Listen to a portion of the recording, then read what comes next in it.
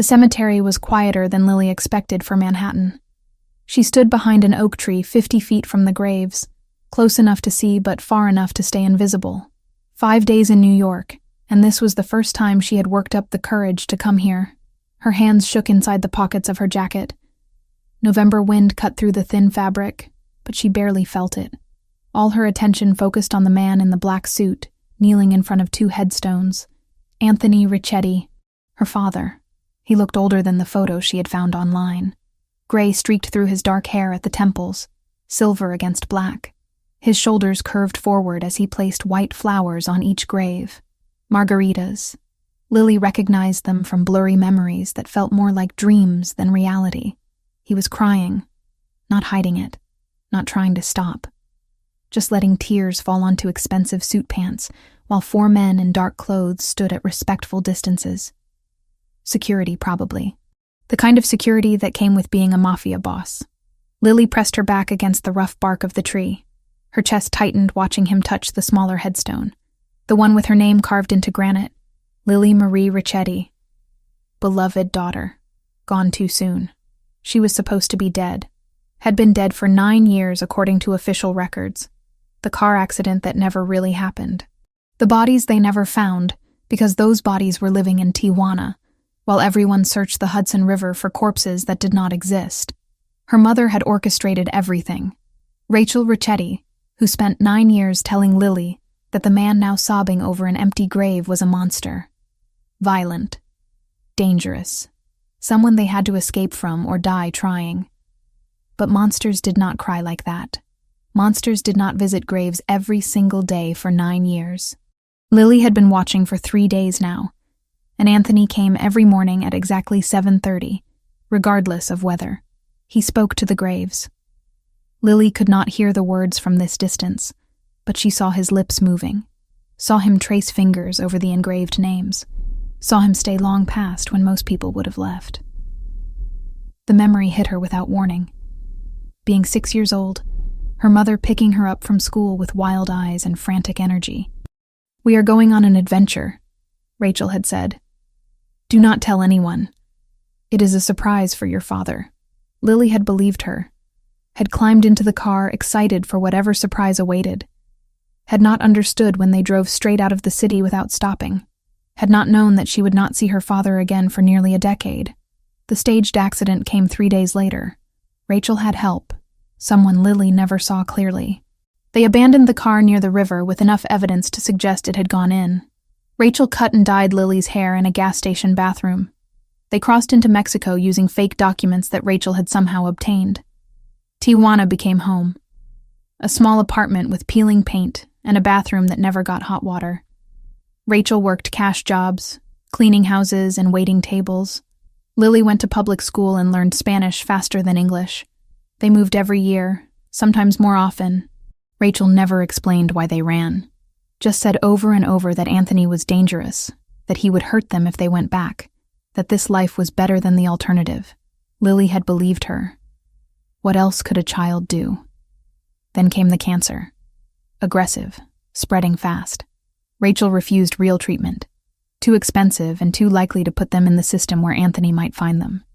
She tried natural remedies and prayer, neither of which stopped the disease from eating her alive. In the final weeks, drugged on pain medication and facing the reality of death, Rachel confessed everything. "I lied about him," she whispered from the hospital bed in the charity ward. Her voice barely carried over the beeping machines. "Your father never hit me, never threatened us. I left because I was angry, because the divorce was not enough. I wanted him to suffer the way I was suffering." Lily had sat frozen in the plastic chair, not believing what she heard. "I wanted custody. He was going to get it because of his lawyers, his money, his connections. So I took you instead. Made him think you were dead so he would never look." Rachel coughed, blood speckling her lips. "I thought it would make me feel better. It did not. It just made everything worse." "Why are you telling me this now?" Lily asked, numb. "Because you should know the truth. Because you deserve to know your father was not the monster I said he was." Rachel reached for Lily's hand with fingers like bird bones. "He is dangerous. That part is true. He runs the organization his father built. But he loved you. Loved you more than anything. Rachel died 2 days later. Lily was 15, alone in a foreign country with barely enough money for a bus ticket north. She cremated her mother using the last of their savings and sat with the ashes in the apartment for a week, trying to decide what to do. The truth had shattered everything she thought she knew. Her entire childhood built on a lie. 9 years stolen because one person could not handle anger and rejection like an adult. Lily made the decision alone. She would go back. She would find her father. She would see if the man Rachel described in those final confessions was real or just another version of the lies. She used the emergency money Rachel had hidden in a coffee can. Money Lily had not known existed until she found the note after the funeral. She forged documents claiming she was 18, hitchhiked to the border, and crossed using a fake name. Lily Mitchell. Common, forgettable. New York felt like another planet. Too big, too fast, too loud. Everything cost money she did not have. She slept in a youth shelter the first 2 nights, terrified someone would ask too many questions. Then she found the program, Youth Restoration, an organization that placed at-risk teenagers in supervised work programs with partner companies. One of those partners was Riccati Enterprises. Lily had stared at the name on the website for 20 minutes. It felt like fate, or maybe just Manhattan being a smaller world than it seemed. She applied using her fake identity. Said she was an orphan, had run from an abusive foster situation in Boston, needed a fresh start. The lies came easier than they should have, but 9 years with Rachel had taught Lily how to survive by hiding truth. The interview was with a woman named Samantha Wells. Red hair, kind eyes, questions that probed without feeling invasive. "Why New York?" Samantha asked, pen poised over application paperwork. "Because no one knows me here," Lily answered. It was the most honest thing she said during the entire conversation. Samantha studied her for a long moment. Then she signed the approval form. "You start Monday. Do not make me regret giving you this chance." Lily nodded, throat tight. "I will not." That had been 5 days ago. Since then, Lily had been gathering courage to do what she came here for. To see Anthony Riccati. To understand who he really was before revealing herself, because the fear lingered. What if Rachel was right about some of it? What if he was dangerous? What if returning from the dead after 9 years made him angry instead of happy? So Lily watched, and what she saw broke something inside her chest that had already been fractured by too many revelations. Anthony stood now, brushing dirt from his knees. He said something to the graves that Lily still could not hear. Then he turned and walked toward the black SUV waiting by the cemetery entrance. He moved like someone carrying immense weight, shoulders tight, head slightly bowed. The security detail fell into formation around him, professional and alert. Lily waited until the SUV pulled away before stepping out from behind the tree. Her legs felt unsteady as she approached the graves. She stood where her father had been kneeling moments before. The flowers he left were fresh, white petals perfect against gray stone. Her own headstone stared back at her. The dates wrong, the death a fiction, but the grief etched into every letter completely real. "I am sorry," Lily whispered to the name carved in granite. Sorry for being alive when he thought she was dead. Sorry for the 9 years of pain. Sorry for everything Rachel had done using Lily as a weapon. She touched the cold stone, fingers tracing her own name. Tomorrow she would start work at Riccati Enterprises. Tomorrow she would be in the same building as Anthony, breathing the same air, existing in the same space for the first time in 9 years that he would remember. And she still had no idea what she would say when the moment came to stop being invisible. The wind picked up, scattering dead leaves across the perfectly maintained cemetery lawn. Lily pulled her jacket tighter and forced herself to walk away from the grave. She had a shelter curfew to make, and missing it would raise questions she could not afford to answer. On the subway back to the shelter, crushed between commuters, Lily pulled out the photo she kept folded in her pocket, the only one she had managed to save from childhood. Her 4th birthday. Anthony holding her on his shoulders while she laughed at something off camera. He looked happy. Young. Unburdened. She wondered if he ever smiled anymore. If 9 years of grief had killed that part of him completely. Monday morning came too fast. Lily stood outside the Richetti Enterprises building at 6:45, staring up at 18 floors of glass and steel. Somewhere in there, Anthony was probably already working, planning whatever mafia bosses planned, living the life that Rachel had tried to steal Lily from. Samantha met her in the lobby at 7 sharp. "Ready?" she asked, professional smile in place. Lily nodded, not trusting her voice. The elevator ride felt eternal. They got off on the 15th floor, administrative offices. Clean, modern, intimidating in its perfection. "You will be working in filing and cleaning," Samantha explained as they walked through the space. "Keeping the records organized, maintaining the offices. Simple work, but important." "Understood." Samantha stopped outside a door marked archive. "Few rules. Do not interact with senior executives unless spoken to first. Do not ask questions about business matters. Stay focused on your assigned tasks. Can you do that?" "Yes." "Good." Samantha handed her a key card. "Your shift is 7 to 3, Monday through Friday. Any problems? You come directly to me." Lily took the card, feeling the weight of plastic and lies in her palm. "Thank you for this opportunity." Samantha's expression softened slightly. "Everyone deserves a second chance. Do not waste yours." Then she was gone, heels clicking away down the corridor, leaving Lily alone with a filing system and the knowledge that her father was somewhere in this building above her head. The first day passed in a blur of learning systems and avoiding eye contact. The second day felt slightly easier. By the third day, Lily had established a rhythm. She could almost forget why she was really here, until she found the photo. It was in an old file box, mixed in with corporate documents from 15 years ago. A candid shot of Anthony, Rachel, and baby Lily at some company event. Anthony held infant Lily against his chest, while Rachel smiled at the camera. They looked happy. They looked like a real family. Lily's hands shook holding the photograph. This was what Rachel destroyed. This was what 9 years of lies had cost. She was still staring at the photo when footsteps approached from behind.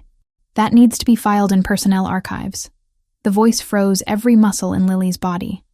Deep, controlled, carrying authority without volume. She turned slowly. Anthony Richetti stood 6 feet away, close enough that she could see the gray in his hair, the lines around his eyes, the wedding ring he still wore despite Rachel being gone. His eyes locked on hers. Dark brown, intense, seeing everything. "What is your name?" he asked. Lily's throat closed. Seconds stretched into hours. She forced words past paralyzed vocal cords. "Lily Mitchell." Anthony went absolutely still. The color drained from his face in real time. His eyes, which had been professional and distant, suddenly focused on hers with terrible intensity. Green eyes. The same shade as Rachel's. The same shade his daughter had inherited. His mouth opened. No sound came out. He stared at her like seeing a ghost. Or maybe something worse than a ghost. Then he turned and walked away without another word, hands visibly trembling at his sides. Lily stood alone in the archive room, heart hammering, the photograph still clutched in her shaking fingers. He had reacted to her name, to her eyes, to something about her that cut through professional distance and struck whatever nerve made a mafia boss lose his carefully maintained control. This was real now. She was not watching from a cemetery anymore. She was standing in his world, carrying his daughter's name, wearing his daughter's face. And she had no idea what happened next. 3 days passed like holding breath underwater.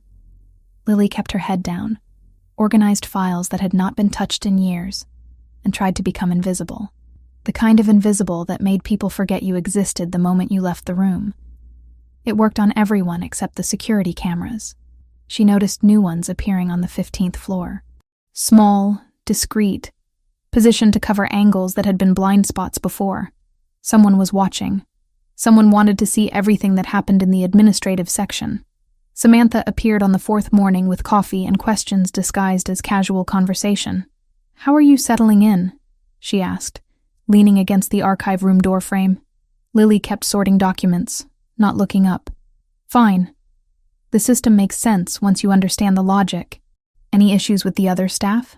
I have not really talked to anyone." "That's probably smart." Samantha sipped her coffee, eyes assessing. You are doing good work. Better than the last 3 people we placed here. Thank you.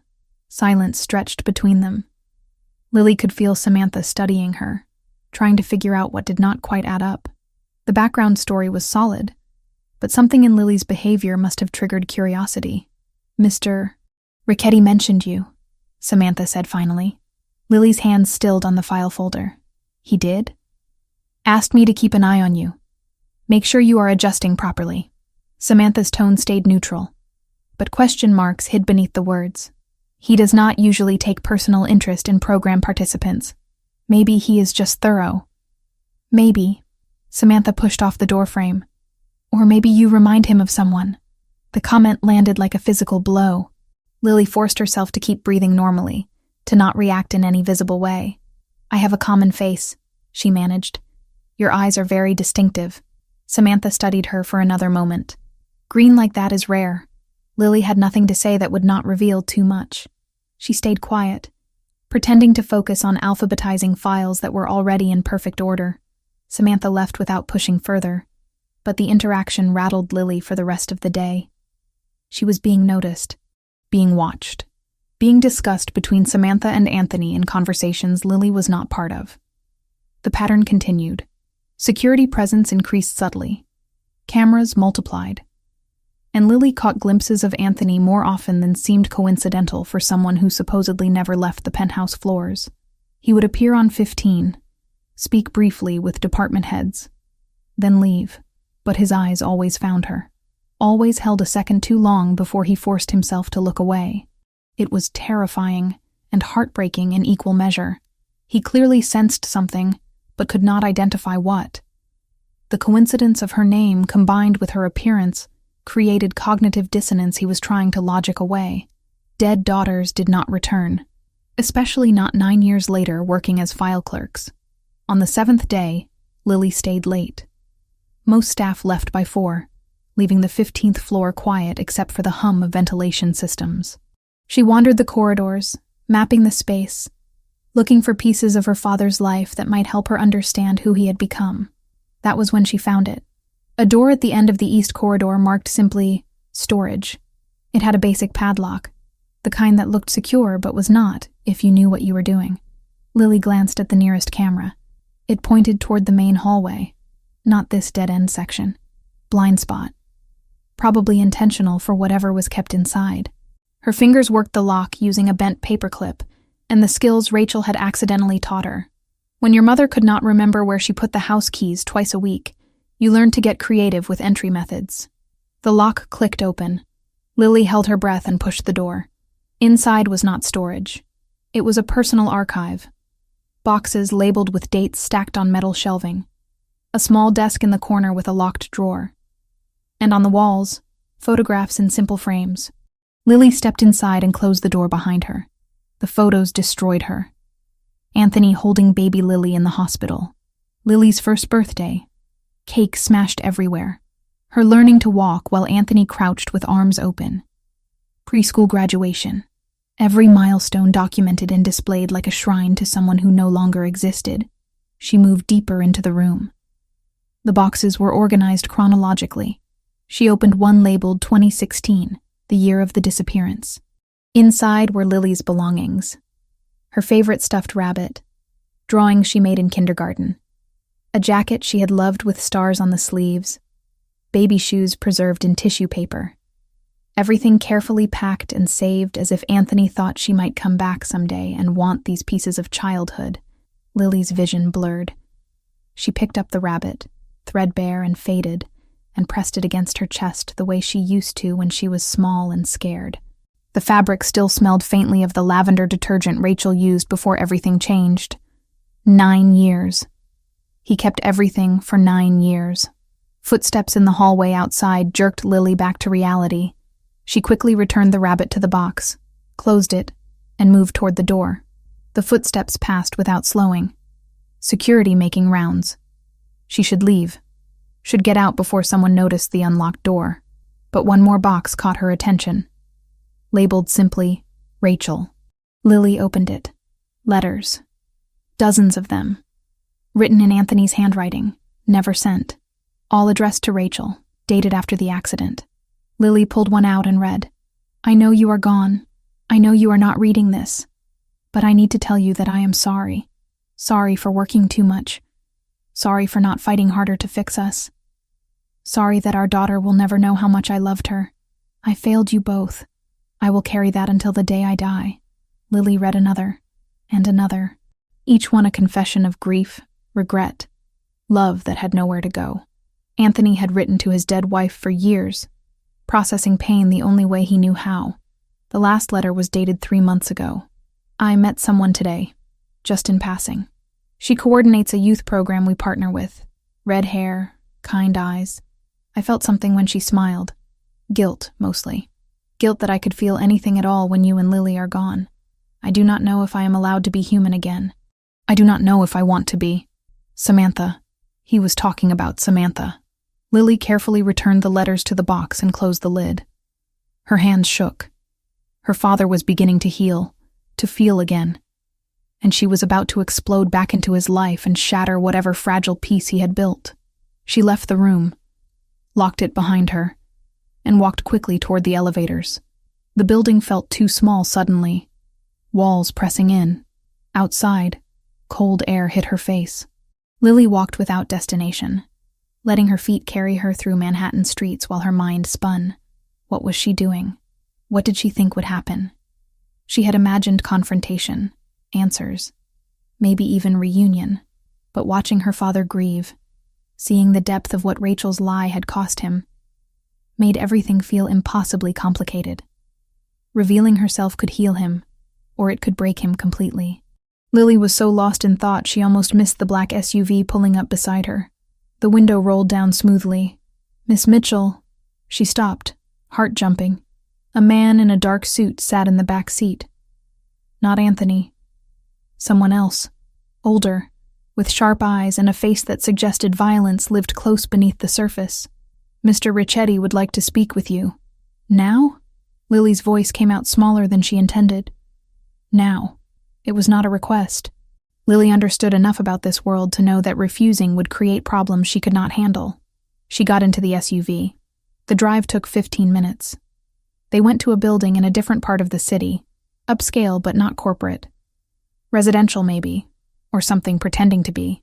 The man who was not Anthony led her to a penthouse on the top floor. The door opened into a space that screamed wealth without trying. Floor-to-ceiling windows showing the city skyline. Furniture that looked expensive because it was. Art on the walls that might have been originals. Anthony stood near the windows, back to the door. He did not turn when Lily entered. "Leave us," he said to the man who brought her. The door closed. Lily and Anthony were alone. Silence stretched. Lily's pulse hammered in her ears. "Do you know who I am?" Anthony asked, still not turning. "Yes. Do you know what I do?" "I have an idea." "Then you understand that I could make you disappear, that no one would ask questions, that there would be no consequences." Terror spiked through Lily's nervous system, but underneath it, something else. Curiosity about whether he actually would. "I understand," she managed. Anthony finally turned. His face was unreadable, controlled in a way that felt dangerous. "Why did Samantha Wells place you in my building?" "It was random assignment. Part of the program." "I do not believe in random." He moved closer, each step measured. "You show up out of nowhere with a name that makes me feel like I am losing my mind, and I am supposed to think it is coincidence?" Lily held his gaze even though every instinct screamed to look away. "My name is common. I did not choose it to hurt you." That was true. She had chosen it because it was her name, the one thing she refused to change even when everything else was a lie. "Your eyes," Anthony said quietly, stopping a few feet away. "They are the exact shade of green my daughter had. I am sorry. I cannot change my eyes." "No." His jaw tightened. "You cannot." Another silence. Anthony studied her face like a puzzle he could not solve. "How old are you?" 18. The lie felt heavy. "You look younger." "I have always looked young for my age." Anthony's eyes narrowed. He did not believe her. Did not believe anything she was saying, but he also had no evidence to contradict her beyond instinct and coincidence. Samantha says you are doing good work, he said finally. I try to be useful. Why? The question caught her off guard. Why what? Why do you try? Most kids in your situation do the minimum. You go beyond. You stay late. You fix problems no one asked you to fix. Why? Because I need to understand you. Because I need to know if coming back was the right choice. Because I am terrified, and this is the only control I have. I do not have anywhere else to be, Lily said instead. Something flickered across Anthony's face. Understanding, maybe. Pity. The shelter system is brutal, he said. I manage. You should not have to just manage. He pulled out his phone, typed something quickly. I am having an apartment prepared. Secure building, good neighborhood. You will move in tomorrow. I cannot accept that. You can, and you will. His tone left no room for argument. Consider it part of the program benefits. Samantha did not mention housing. I am mentioning it now. Lily opened her mouth to protest and saw the expression on Anthony's face. This was not negotiable. For reasons she did not fully understand, he had decided she needed protection, and he was going to provide it whether she wanted it or not. Thank you, she whispered. Anthony nodded once. A car will pick you up from the shelter tomorrow at 8. Bring whatever you have. Everything else will be provided. Why are you doing this? The question hung between them. Anthony looked at her for a long moment, something broken and desperate moving behind his carefully controlled expression. Because no child should have to survive alone. The car took Lily back to the shelter in silence. She lay awake that night staring at the ceiling, replaying every word of the conversation.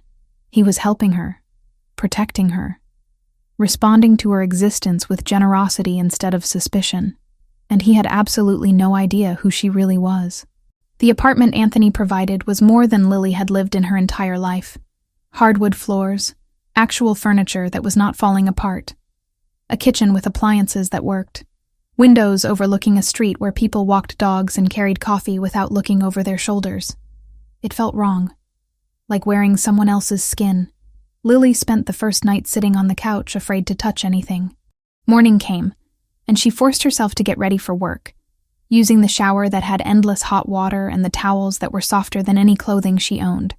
The week settled into routine. Work from 7 to 3. Learning the filing systems until she could navigate them in her sleep. Watching Anthony appear and disappear like a ghost on the 15th floor. Never speaking directly to her, but always aware of exactly where she was. The locked room called to her. Lily had left it alone after that first intrusion, worried that pushing boundaries would trigger consequences. But the memory of those boxes, those photographs, those pieces of childhood she barely remembered, pulled at her constantly. On Friday evening, after everyone left, Lily stood outside the storage room door. The building was quiet, except for the soft hum of electronics. Security would be making rounds, but she had timed their pattern, 15 minutes between sweeps of this corridor. The lock opened easily under her fingers. Muscle memory from years of necessity. Inside, nothing had changed. The boxes still sat on their shelves. The photographs still lined the walls. But this time Lily noticed the DVDs. Dozens of them, labeled with dates and events. She picked one at random. Lily, age 3, pizza making. A television and DVD player sat on the desk in the corner. Someone came here to watch these, recently, based on the lack of dust. Lily inserted the disc and pressed play. The screen flickered to life. A kitchen she barely recognized. Bright, clean, full of afternoon sunlight. And there, small enough to need a step stool, stood a little girl with dark curls and a white apron that dragged on the floor. Lily's breath caught. That was her. Actually her. Not a photograph, but moving and alive and real. Anthony's voice came from off-camera. Okay, Piccola. First we add the flour. Can you reach? I can do it! Little Lily's voice high and confident. She grabbed a measuring cup bigger than her hands. Careful. Not too much. I know, Papa. You told me already. The exasperation in her child voice made present-day Lily want to laugh and cry simultaneously. The video continued. Anthony appeared on screen, younger, less gray, genuinely smiling. He guided small hands through the process of making dough, mixing, kneading, shaping. Little Lily talked the entire time, asking endless questions that Anthony answered with patience Lily had not known existed. "When I am big, I will make pizza every day," little Lily announced. Every day might be too much pizza. No such thing. She smacked dough with both hands, giggling when flour puffed into the air. Anthony laughed. Actually laughed. The sound filling the kitchen and the recording in the empty room where Lily stood 9 years later watching her own ghost. The video ended. Lily sat frozen, face wet with tears she had not felt starting. That man, that father, was who Rachel had stolen her from. Not a monster. Not someone dangerous to his own child. Just a dad teaching his daughter to make pizza on a Saturday afternoon. Lily loaded another disc. Birthday party, age 5. The whole thing captured on video. Anthony carrying her on his shoulders while she shrieked with joy. Rachel smiling genuinely before whatever darkness took root in her mind. Cake, presents, family members Lily did not recognize. She watched video after video, each one a piece of the childhood Rachel had erased. Each one proof that the lie had been complete and deliberate. Hours passed without Lily noticing. She was so absorbed in the screen that she did not hear the change in the building's ambient sound. Did not register that someone was accessing security footage in real time. 3 floors up, Anthony sat in his private office staring at a monitor showing the storage room. He had known the moment Lily entered. The alert came directly to his phone, same as last time. But watching her watch those videos, seeing her face illuminated by memories she should not have access to, broke something in his chest that had already been cracked for years. She cried, openly, desperately, touching the screen when the child version of herself appeared, like she recognized something she had lost. Anthony picked up his phone to call security, to have her removed, questioned, possibly arrested for repeated breaking and entering. His finger hovered over the contact. On screen, Lily pressed her palm flat against the television. The video showed Anthony swinging his daughter in circles while she laughed. Present-day Lily's shoulders shook with sobs.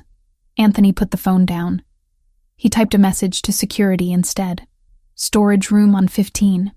Leave it unlocked going forward. Filing error. The response came immediately. Understood, sir. Anthony turned off the monitor. He did not want to watch anymore. Did not want to see this girl who was not his daughter grieving for a childhood that was not hers to mourn.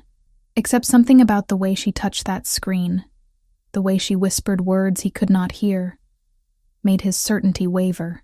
He pushed the thought away violently. His daughter was dead. 9 years dead. Grief did not get to create false hope from coincidence, and a stranger with the right name. Lily finally left the storage room near midnight. She returned to the apartment Anthony provided and lay awake until dawn, processing everything she had seen. Her father loved her. Past tense, present tense, probably future tense. That love saturated every frame of video, every carefully preserved toy, every photograph hung with precision. Rachel had destroyed that, deliberately, cruelly. Lily was angry at her dead mother in a way that felt dangerous. Anger that had nowhere to go, no target to confront, no way to be resolved. Saturday morning, Samantha called. "Are you busy? I thought we could grab coffee." Lily almost said no, almost claimed exhaustion or errands. But Samantha's voice carried concern that felt genuine, and Lily was tired of being alone with thoughts that spiraled darker by the hour. Sure. Where? They met at a cafe in Midtown. Samantha arrived with careful energy, like someone approaching a wounded animal. "How is the apartment?" she asked after they ordered. "Better than anything I have had before." Lily wrapped her hands around the coffee cup, absorbing warmth. Mr. Ricchetti surprised me when he arranged that. He does not usually get personally involved with program participants. Maybe I am just lucky. Maybe. Samantha studied her across the small table. Or maybe you remind him of someone, and he is trying to help in the only way he knows how. Lily said nothing. Safer to stay quiet than risk revealing too much. "I ran your background," Samantha said bluntly. "The official one from your application. Ice water filled Lily's veins. And there are inconsistencies. The school you claim to attend has no record of a Lily Mitchell. The foster home does not exist at that address. Your story has holes. Lily's mind raced through options. Deny, deflect, run. I am not going to report you, Samantha continued. But I need to understand who you really are. Because if you are running from something dangerous, I need to know. And if you are lying to get close to Mr. Ricchetti for some other reason, I need to know that too. I am not trying to hurt anyone. Lily's voice came out smaller than intended. Then what are you trying to do? The truth sat on Lily's tongue, heavy, desperate to be spoken, but fear held it back. Fear that saying it out loud would make everything irreversible. My mother died 2 months ago, Lily said instead. Partial truth, easier to manage. Cancer. We were living in Mexico. She did not have papers. I did not have papers. When she died, I had nothing. No family, no money, nowhere to go.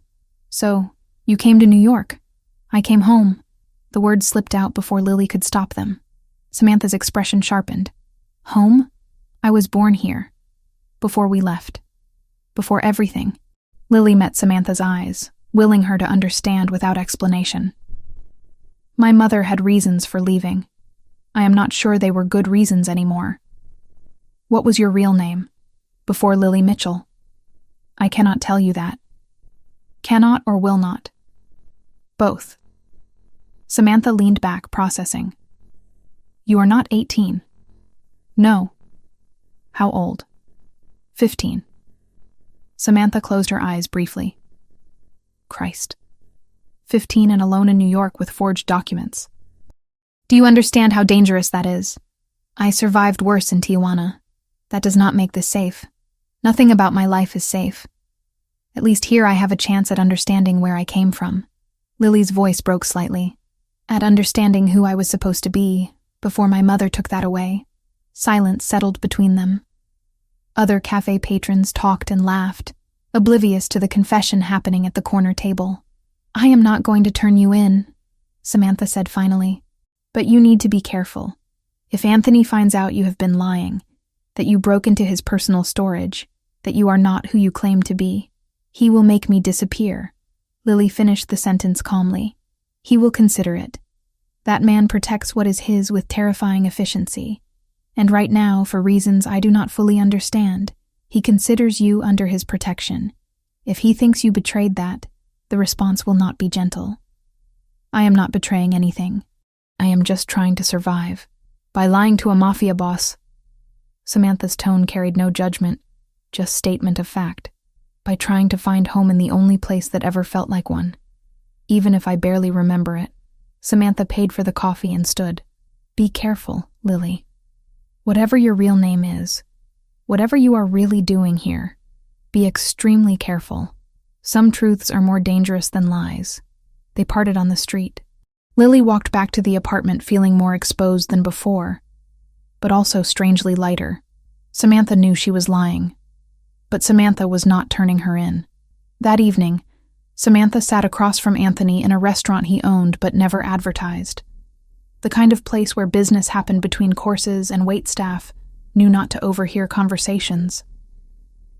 Thank you for making time, Samantha said, nervous in a way she rarely felt.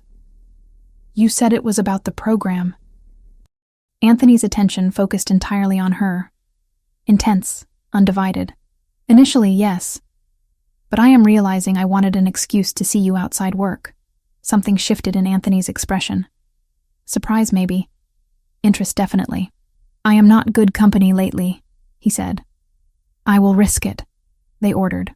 Conversation started professional, discussing program logistics and participant progress. But gradually, naturally, it drifted personal. You lost someone, Anthony said. Not a question. My brother. 7 years ago. Gang shooting. Wrong place at the worst time. Samantha's fingers traced the rim of her wineglass. He was 19. Had just started college. Wanted to be a teacher. I am sorry. I spent years angry. At the gangs, at the system, at him for being there. Eventually, I realized the anger was not helping anyone. So I started the program, trying to pull kids out before they ended up like my brother. Anthony nodded slowly. Grief makes us do strange things. You understand that better than I wish I did. He stared at his untouched drink. My wife and daughter died 9 years ago. Car accident. Bodies never recovered, but they are gone.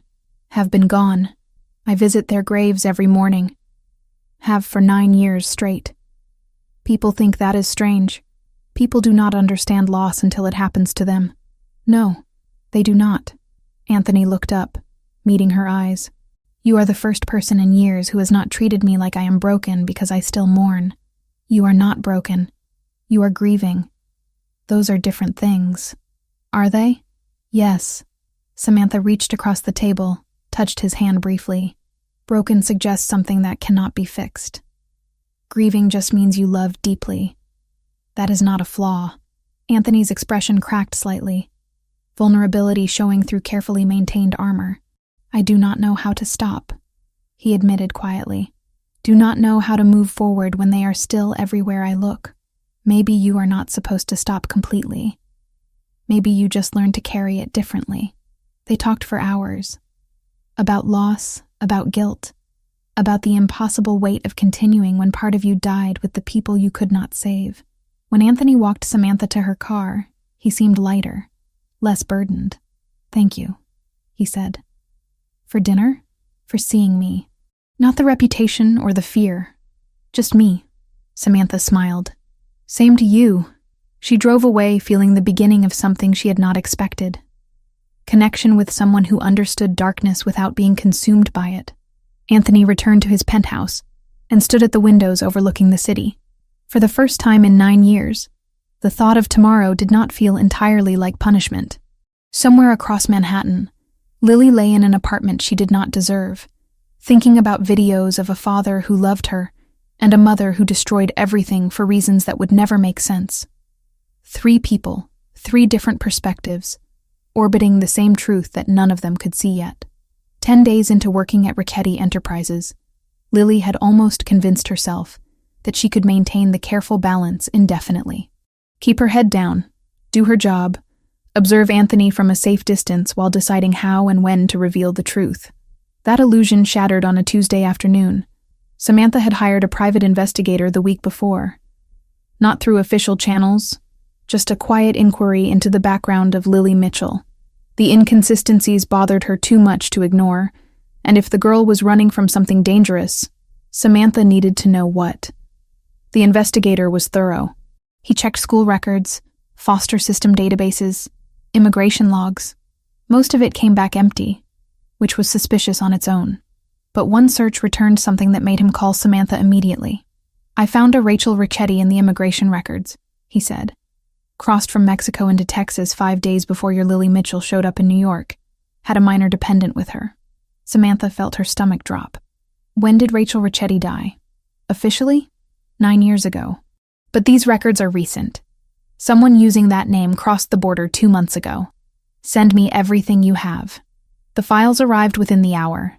Samantha stared at the documentation, mind racing through implications. Rachel Richetti was supposed to be dead. Anthony's wife, gone in the accident that also took his daughter. But if someone using that name crossed the border with a child, and days later, a 15-year-old girl with green eyes and the name Lily appeared in a program partnered with Anthony's company, Samantha grabbed her phone to call Anthony, then stopped. She needed to talk to Lily first, needed to understand what was happening before involving anyone else. What Samantha did not know was that the investigator had an employee, a young man who handled filing and copied documents for clients, a young man who also happened to be on the payroll of the Albanian Mafia, feeding them information about anyone investigating connections to their rivals. When he saw the name Richetti cross his desk, he photographed everything and sent it directly to his other employer. The Albanians had been watching the youth restoration program for months. It was perfect for their purposes. Anthony Richetti protected those kids, which meant they were leverage, potential targets, ways to hurt a man who was otherwise nearly untouchable. But this was something else entirely. If Anthony Richetti's supposedly dead daughter was actually alive and working in his building without his knowledge, That was information worth its weight in gold. They decided to investigate directly. Lily left work at 3, same as always. She walked the 6 blocks to the subway, lost in thought about the videos she had watched the night before. Another hour spent in that storage room. Another hour of seeing the father Rachel had stolen from her. She did not notice the man following her. Did not register the second man across the street keeping pace. Not until one of them stepped directly into her path. "Lily Mitchell," he said. Accent thick, Eastern European. "We need to talk." Lily stopped, every instinct screaming danger. "I do not know you, but we know you. Know your real name, too. Lily Ricchetti." He smiled without warmth. "Or should we call you the girl who came back from the dead?" Terror spiked through her. "I do not know what you are talking about." "No?" The second man appeared beside her, boxing her in. "You do not know Anthony Ricchetti? Do not work in his building? Do not live in the apartment he pays for?" "I work for a company. That is all. We think you are more than that. We think you are very interesting. And we think you might want to make some money telling us about your father." The word father landed like a physical blow. They knew. Somehow, they knew. Lily bolted. She ran without thinking, instinct taking over. Behind her, footsteps pounded pavement. Shouts in a language she did not understand. She made it 2 blocks before hands grabbed her jacket. Lily twisted, pulling free, but momentum sent her stumbling into a brick wall. Her arm scraped against rough surface, tearing fabric and skin. The men closed in. Then everything exploded into violence. Anthony appeared from nowhere, moving with speed that seemed impossible for someone his size. He grabbed the first man by the throat and slammed him into the same wall Lily had just hit. The sound of impact was sickening. The second man reached for something under his jacket. Anthony was faster. He caught the man's wrist, twisted sharply. Bone cracked. The man screamed. Lily stood frozen, watching her father dismantle 2 armed men in under 10 seconds. This was not the person from the videos. This was someone else. Someone dangerous and efficient and terrifying. Security vehicles screeched to a stop around them. Men in suits poured out, grabbing the 2 Albanians who were now on the ground groaning. Anthony turned to Lily. His eyes were wild, unfocused. Then he saw her bleeding arm, and something shifted. The violence drained away, replaced by concern that looked almost frantic. "You are hurt." His voice came out rough. "It is just a scrape. Get in the car." Not a request. The SUV was there, door already open. Lily got in, because refusing seemed more dangerous than complying. Anthony slid in beside her, already pulling out his phone. "Samantha, I need you at the penthouse immediately." He hung up before she could respond. The drive took 8 minutes. Lily counted every second, hyper-aware of Anthony beside her radiating barely controlled energy. He had not asked if she was okay, had not asked what the men wanted. Just sat there breathing too fast and staring at her like she might disappear. The penthouse was exactly what she expected. Expensive, cold, overlooking the city like a kingdom. Anthony led her to a kitchen that looked barely used and pointed to a chair. "Sit." Lily sat. He returned with a first aid kit, movements precise but hands shaking slightly. He rolled up her sleeve, examining the scrape with focus that felt excessive for such a minor injury. "This will sting," he said, applying antiseptic. It did sting, but Lily barely felt it. She was too focused on Anthony's face. The concentration there, the care. Like this small injury mattered more than the violence that just happened. He bandaged the scrape with careful attention, tape placed exactly right. Then his eyes caught on something else.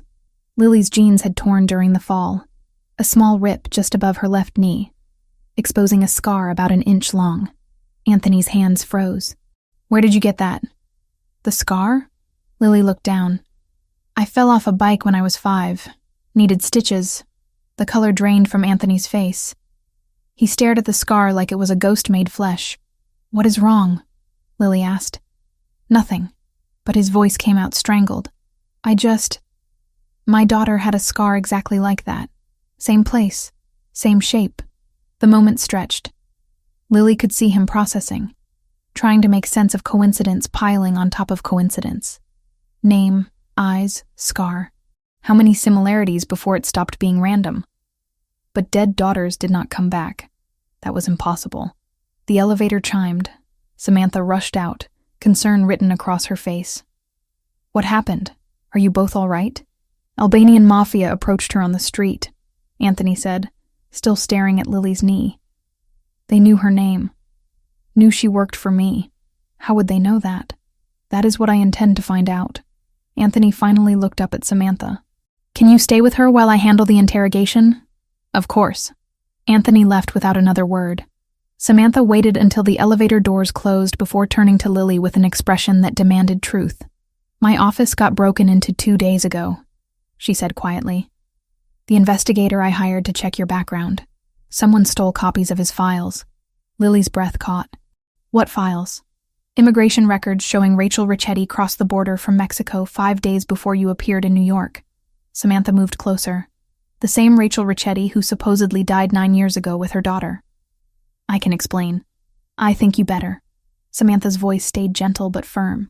Because right now, the Albanian Mafia knows something about you that made them come after you directly. And Anthony is downstairs torturing 2 men for answers that I think you already have. Lily felt everything crumbling. The careful facade, the planned revelation, the control she thought she maintained. It all fell apart under Samantha's knowing gaze. My name is Lily Ricchetti, she whispered. Not Mitchell. Ricchetti. Samantha went very still. Anthony's daughter. Yes, but you are supposed to be dead. I was never dead. My mother faked the accident. She kidnapped me, took me to Mexico, and made my father believe we drowned. The words came faster now. 9 years of secrets spilling out. I lived in Tijuana. My mother died of cancer 2 months ago. Before she died, she told me the truth, that she lied about everything, that my father was not the monster she claimed. So I came back to see for myself. Samantha sank into a chair, processing. You have been watching him. Yes, and he has no idea who you are. No, Lily's voice broke. I wanted to be sure first. Wanted to know if my mother was right about him being dangerous. But she was not. He is not. He is just broken because of what she did to him. Lily, Samantha said her real name carefully. Do you understand what this means? What this will do to him when he finds out? I know. That is why I have not told him yet. I do not know how to tell him without destroying him. And in the meantime, the Albanian Mafia found out somehow. They are going to use this against him. Samantha stood, pacing. We need to tell Anthony before they do. I cannot. Not yet. Please. You do not get a choice anymore. Those men downstairs are going to talk. They are going to tell Anthony they were sent to investigate his supposedly dead daughter.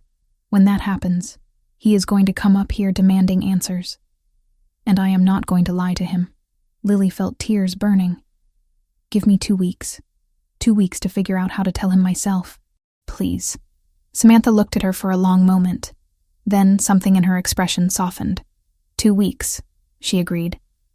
But if the Albanians talk first, or if anything happens that puts you or Anthony in more danger, I am telling him everything immediately.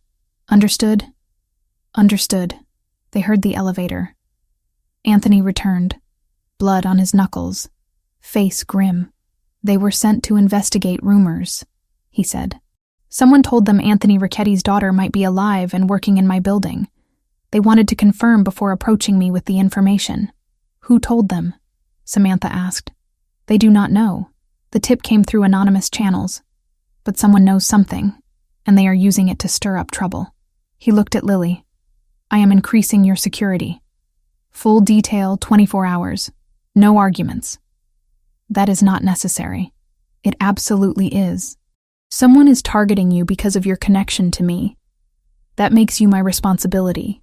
Lily wanted to scream that she was more than a responsibility. She was his daughter, his supposedly dead daughter standing right in front of him bleeding from a scrape he had bandaged with shaking hands. But she stayed silent, because Samantha was right. The truth was coming whether she was ready or not, and when it did, nothing would ever be the same again.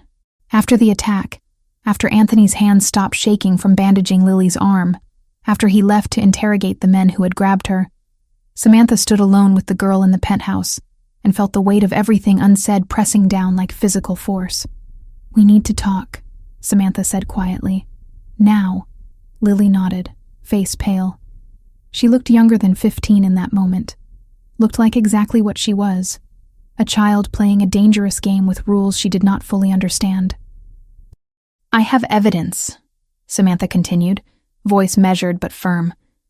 "Immigration records showing Rachel Ricchetti crossed from Mexico 5 days before you appeared. The investigator I hired found them before someone broke into his office and stole copies." Lily's breath hitched. "The Albanians. Probably. Which means they know something or suspect something, and that makes you a liability Anthony cannot afford." Samantha moved closer. "So I'm going to ask you one time, and you are going to tell me the truth. Who are you really?" The question hung between them. Lily's eyes filled with tears she had been holding back for weeks. "My name is Lily Ricchetti," she whispered. "Not Mitchell. Ricchetti." Samantha had suspected, had pieced it together from fragments, but hearing it spoken aloud still felt like the ground dropping away. His daughter. Yes, the one who supposedly died 9 years ago. I never died. My mother faked the accident. She took me to Mexico and told me he was dangerous, that he would hurt us if we came back. I believed her until she died of cancer 2 months ago and confessed it was all lies. The words spilled out faster now, desperate. She said he loved me, that she did this out of anger, not fear. So I came back to see if it was true. Samantha sank into the nearest chair, processing. 9 years. Anthony had mourned for 9 years, visited graves every morning for 9 years, kept videos and clothes and memories for 9 years, all while his daughter lived. "Does he know?" she asked, though she already knew the answer. "No. I wanted to be sure first. Wanted to see who he really was before I told him." Lily's voice broke. "I thought I had time. I thought I could just watch and decide. But now the Albanians know and everything is falling apart. You should have told him immediately. I was afraid.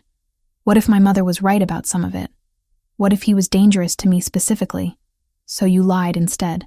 Used a fake name, worked in his building. Let him give you an apartment and protection without telling him why you were really here." Samantha's tone carried no judgment, just exhaustion. "Do you have any idea what this will do to him when he finds out? I know it will hurt him. That is why I have not said anything yet. It will do more than hurt him, Lily. It will destroy him. He built his entire life around that grief, around the belief that he failed to protect you.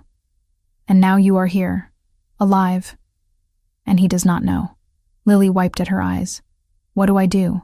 Samantha thought about Anthony downstairs, probably breaking bones to get answers from men who knew a fraction of what she now knew.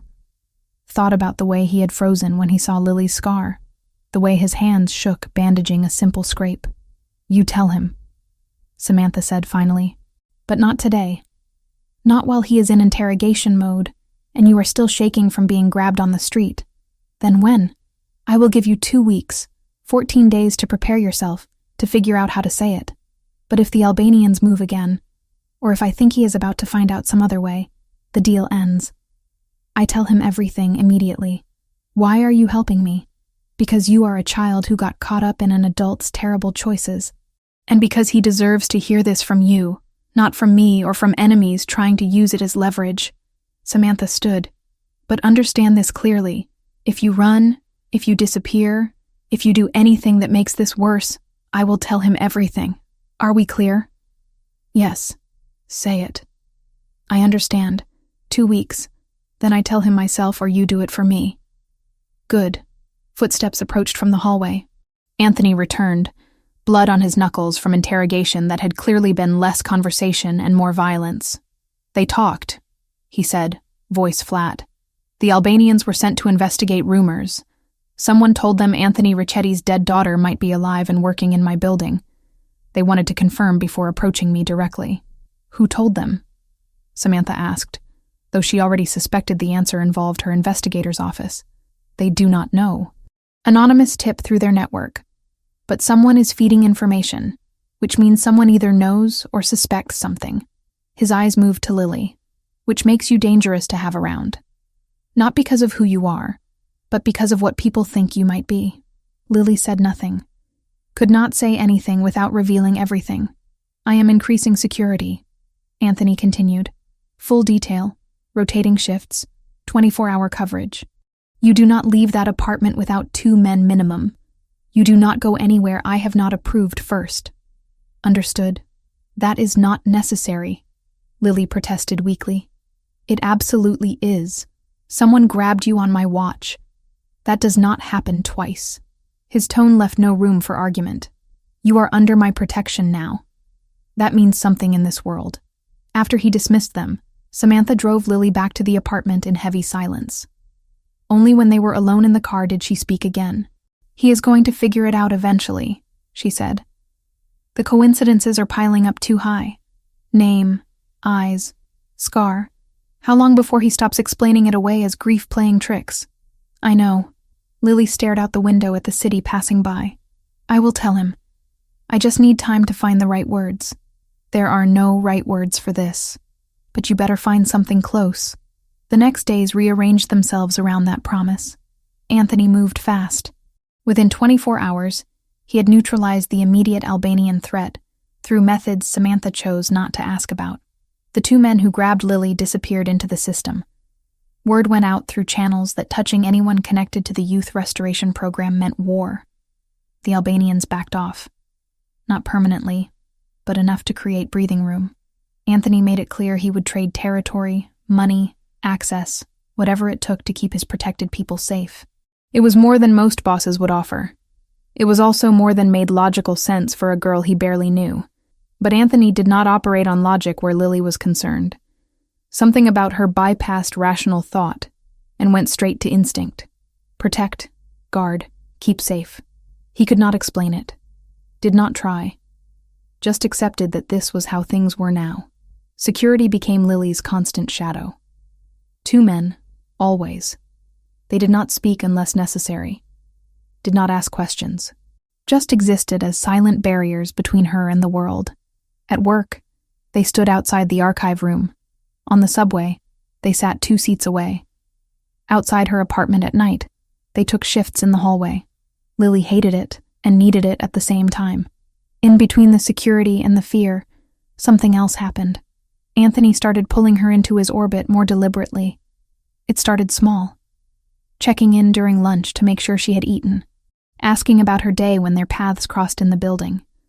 Small gestures that felt oversized coming from someone like him. Then it escalated. I am having dinner with Samantha tonight, he told Lily one afternoon. You should join us. That is not necessary, she said automatically. I am not asking if it is necessary. I am telling you that I want you there. She went because refusing felt impossible. The restaurant was quieter than she expected. Private room, single table, candles that made everything feel intimate rather than formal. Anthony was already there when they arrived, reading something on his phone. He looked up as they entered. His expression softened in a way Lily had only seen in the videos. Sit, he said. Both of you. Dinner became a pattern over the following 2 weeks. Sometimes it was the 3 of them. Sometimes just Anthony and Samantha while Lily stayed behind. Aware that something was building between them that had nothing to do with her. She watched them carefully during those shared meals. Watched the way Anthony leaned toward Samantha when she spoke. The way his voice dropped into something gentler when he answered her questions. The way he smiled. Actually smiled. At things she said. You are different with her, Lily observed one night when Samantha had stepped away to take a call. Anthony did not deny it. She sees me. Not the reputation or the fear. Just the person underneath all of it. That matters to you. More than I thought it would. He studied Lily across the table. You understand loss. I can see it in you. The way you hold yourself. Like you are used to things disappearing. My mother died 2 months ago, Lily said. True enough. Even if incomplete. Then you know what it costs to keep breathing after. He paused. Samantha understands that too. Her brother died young. Gang violence. She spent years trying to save other kids from the same fate. Is that why you trust her? I trust her because she does not flinch from difficult truths. And because when I talk about my daughter, she does not look at me like I am broken. The mention of his daughter made Lily's chest tighten. You still think about her. she said carefully. Every day. Every hour. His voice carried weight that years could not erase. She would be your age now. 15. I wonder what she would be like. If she would still love making terrible jokes. If she would argue with me about everything the way she did when she was 6. What happened? Lily asked, even though she knew.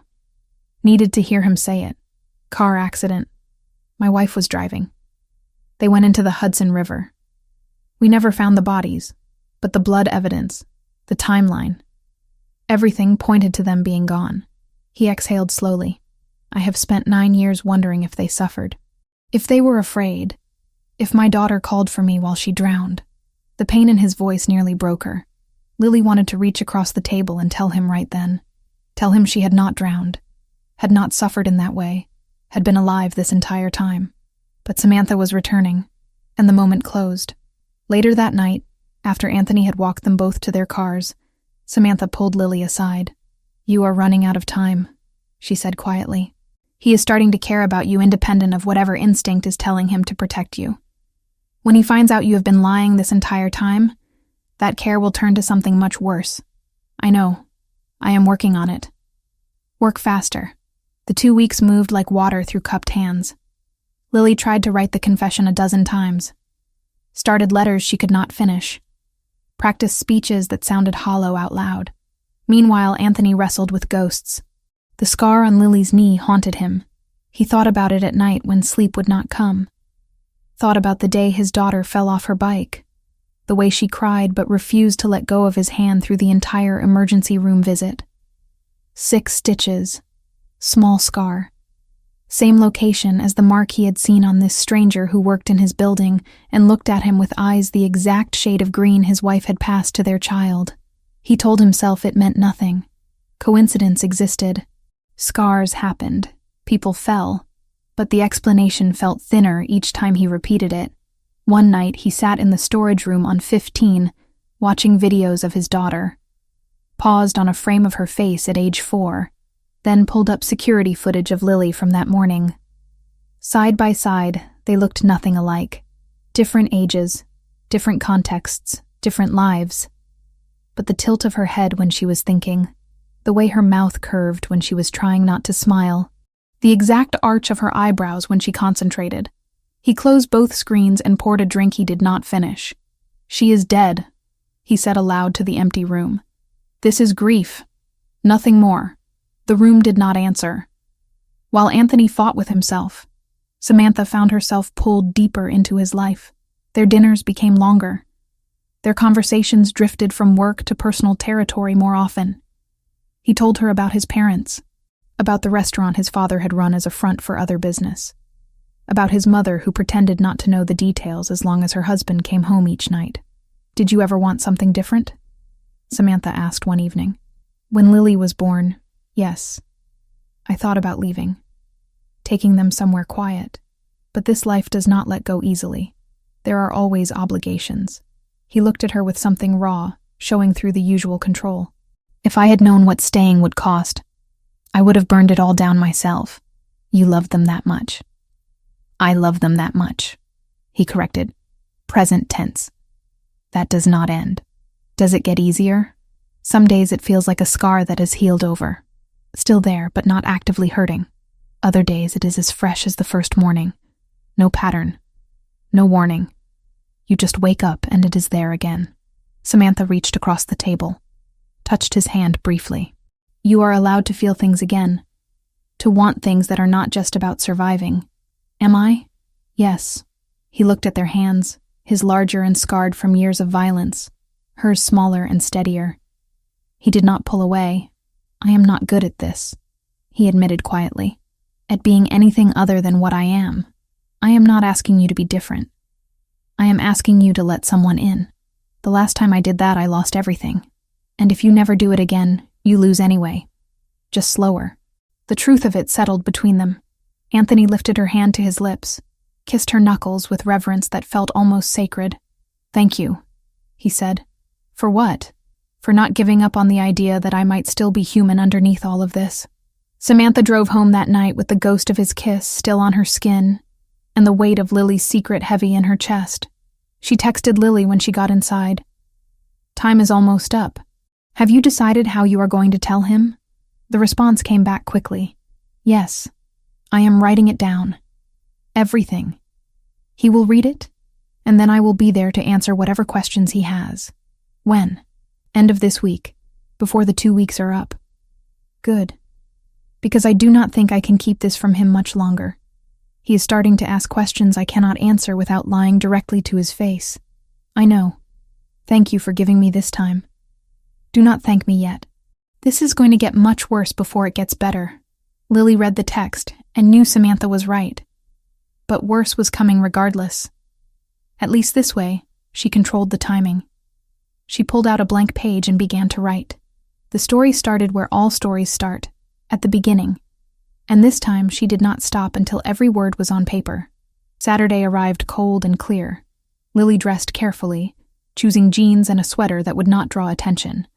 She braided her hair because leaving it down felt too vulnerable for what she was about to do.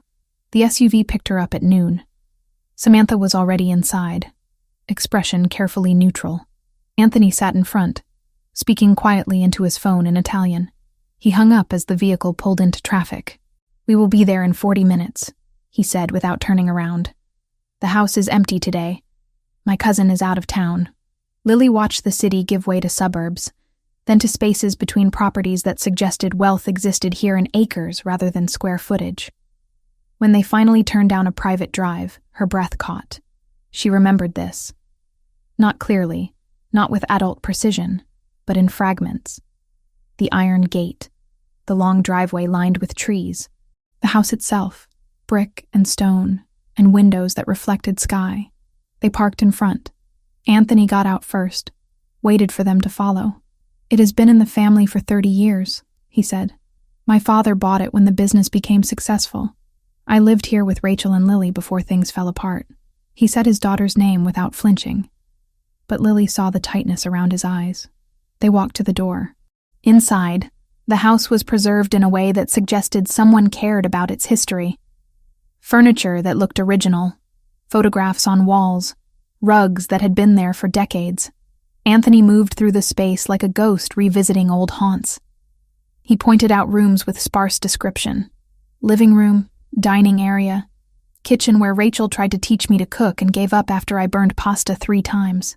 Lily followed, heart pounding. She recognized pieces, the curve of the staircase, the chandelier in the entryway that caught light in specific patterns. Then Anthony stopped at a closed door on the 2nd floor. "This was her room," he said quietly. "Lily's. My cousin kept it mostly the same. Said it felt wrong to change it." He opened the door. Lily stepped inside and felt time collapse. The room was smaller than she remembered, but everything else was exactly right. The bed with its canopy. The bookshelf filled with picture books she had loved. The toy chest in the corner still holding stuffed animals. And the walls. The walls were covered in glow-in-the-dark stars that she knew from memory would light up when the door closed. She moved to the window without thinking. Looked out at the backyard where she had learned to ride a bike, where she had fallen and torn open her knee. "The lamp," she said suddenly, voice shaking. "The lamp on the nightstand. It is shaped like a crescent moon." Anthony went very still behind her. "How do you know that? You cannot see it from that angle." Lily turned. The lamp sat on the far side of the bed, blocked by the canopy frame from where she stood. Her mind raced for explanation. "I saw a photo in the office when I was filing. There are no photos of this room in the office files." Silence crashed between them. Samantha stood in the doorway, face pale, knowing they had just crossed a line that could not be uncrossed. Anthony moved closer to Lily. "How do you know about the lamp?" "I guessed. Moon shapes are common for kids' rooms. Do not lie to me." His voice dropped to something dangerous. "You have been lying since you walked into my building, and I have let it go, because I told myself there were explanations. But right now, in this room, you are going to tell me the truth." Lily's breath came too fast. This was not how it was supposed to happen.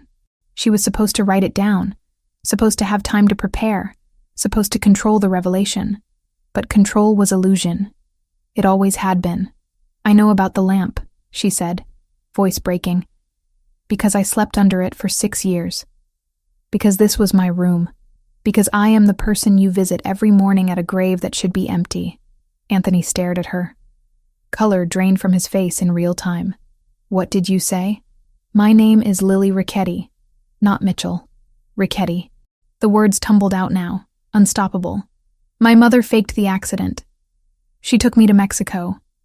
She told me you were dangerous, that you would hurt us if we came back. I believed her until she died and confessed that she lied about everything.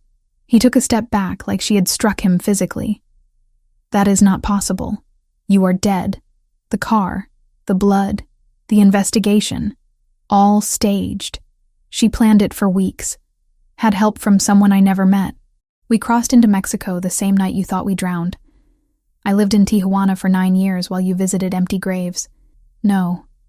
He shook his head violently. No. My daughter is dead.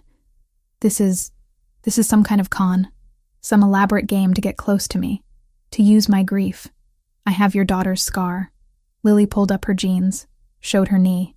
6 stitches. Emergency room at Mount Sinai. You held my hand the entire time and told me I was the bravest person you knew. Anthony stared at the scar. His breathing had gone ragged. I have her eyes, Lily continued, desperation bleeding into her voice. Green like my mother's. I know that my favorite food was pizza with extra cheese.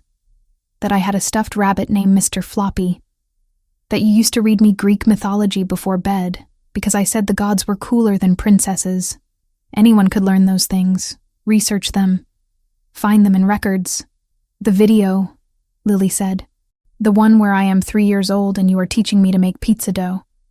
I tell you there is no such thing as too much pizza, and you laugh. Actually laugh. That video is in a storage room on 15, in a box you do not let anyone touch. How would I know that if I was not her? The last piece hit him like a bullet. He stumbled backward, caught himself on the doorframe. You went through my things. I needed to know if you were the man in those videos or the man my mother described. I needed to see if you had loved me or if that was a lie too. Get out! His voice came out strangled. Anthony? Samantha started. Both of you. Get out. Now. Please, Lily begged. Please let me explain. Let me tell you everything that happened. Why I came back. Why I did not tell you immediately. I said get out. The roar filled the entire house. Lily flinched. Samantha grabbed her arm, pulled her toward the stairs. We are leaving, Samantha said firmly. You call me when you are ready to hear the rest. They made it to the SUV. Security did not ask questions, just drove. Lily sat in the back seat, shaking. Samantha's arm around her shoulders. That was not how it was supposed to happen, Lily whispered. No, but maybe it was the only way it could happen. Behind them, in the house, Anthony Ricchetti stood in his dead daughter's bedroom and tried to remember how to breathe. His phone rang 6 times. He ignored it. Voices called from downstairs, security checking if he needed anything. He told them to leave. When the house was finally silent, he sank to the floor and pressed his hands against his face. 9 years of grief. 9 years of guilt. 9 years of visiting graves, of watching videos, of keeping clothes and toys and memories, because letting go meant accepting they were really gone. And she had been alive. The entire time. Rage hit first. Blinding, consuming rage at Rachel for doing this. At Lily for not telling him immediately. At himself for not somehow knowing, not sensing that his daughter was breathing the same air somewhere in the world. Then came something worse than rage. Hope. Fragile. Terrifying hope that maybe, impossibly, the girl downstairs was telling the truth, that his daughter was alive, that he could have her back. But if she was telling the truth, that meant 9 years of pain had been preventable, meant Rachel had weaponized their child, meant Lily had walked into his building, worked for him, let him protect her, and said nothing. He pulled out his phone, called the one person who might have answers. Samantha. Anthony. Her voice was careful. How long have you known? Silence on the other end. Then quietly, "Since the Albanian attack. She told me after you left to interrogate them, and you said nothing. I gave her 2 weeks to tell you herself. That was the deal. She was supposed to write you a letter, supposed to do this on her terms. What happened today was not the plan. 2 weeks.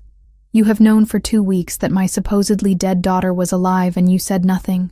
She was terrified, Anthony. 15 years old. Told her entire life that you were dangerous. Suddenly alone in a city that is not safe for someone like her. She needed time to be sure. Sure of what? That you were not the man her mother described. That telling you would not put her in more danger. I would never..." His voice broke. "I would never hurt her. She is my daughter. She knows that now. But she did not know it when she arrived. All she had was 9 years of lies and a dead mother's confession." Samantha's voice softened. "She came back because she wanted to find you. Because she hoped Rachel was wrong. Give her a chance to explain the rest." Anthony sat in his daughter's room, surrounded by the childhood Rachel had stolen, and tried to process the impossible. His daughter was alive. Everything else, all the anger and betrayal and confusion, would have to wait, because underneath it all, beneath every other feeling, was the one truth that mattered. His daughter was alive. He did not know how long he sat there. Minutes or hours. Time had stopped meaning anything. Finally he stood, walked downstairs, got into the SUV that had been waiting. "Where to, sir?" the driver asked. "The cemetery." He stood at the graves alone, the 2 headstones that had defined his existence for 9 years.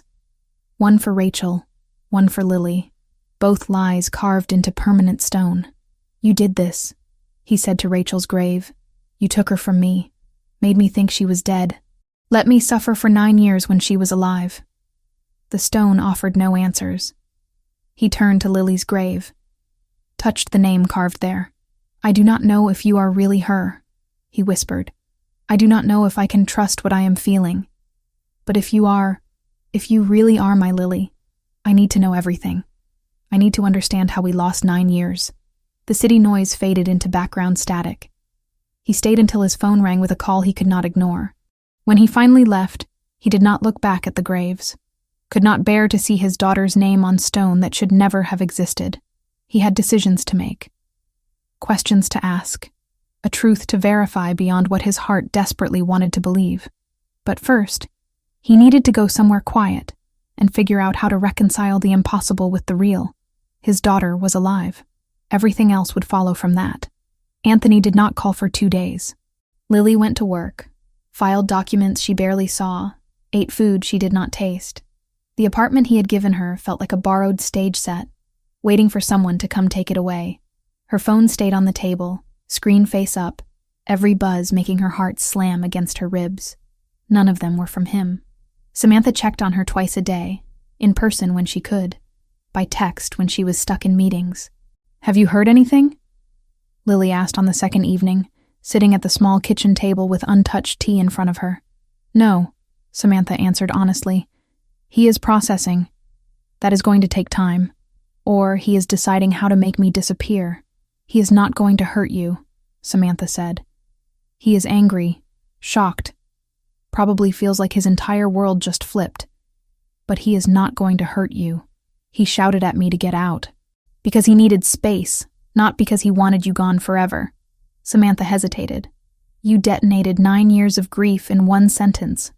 There is no good way to respond to that. Do you regret giving me the 2 weeks?" Lily asked quietly. "Do you think I should have told him the first day I walked into the building?" "I do not know," Samantha admitted. "Part of me thinks there was never going to be a way to make this easy. Another part thinks every extra day hurt him more. But I am not the one who lived through what you did. You made the best decision you could with what you knew." Lily looked down at her hands. "He might never forgive me. He might not," Samantha said, "because lies would only make the fall worse later. But he might. You gave him something huge, terrible and miraculous at the same time. He gets his daughter back. That changes everything.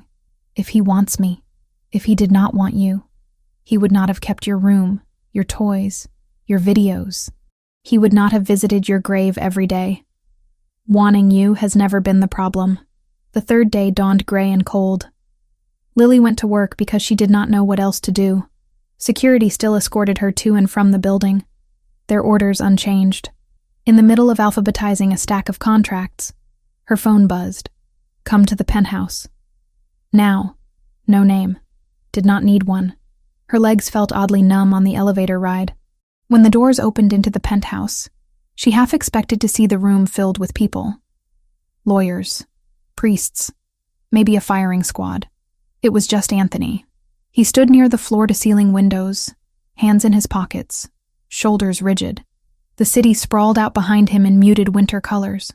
Lily, he said without turning. Her name sounded different now.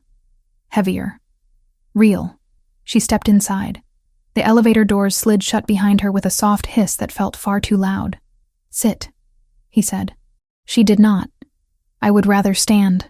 He took a slow breath, like he was counting to 10. Then he turned around.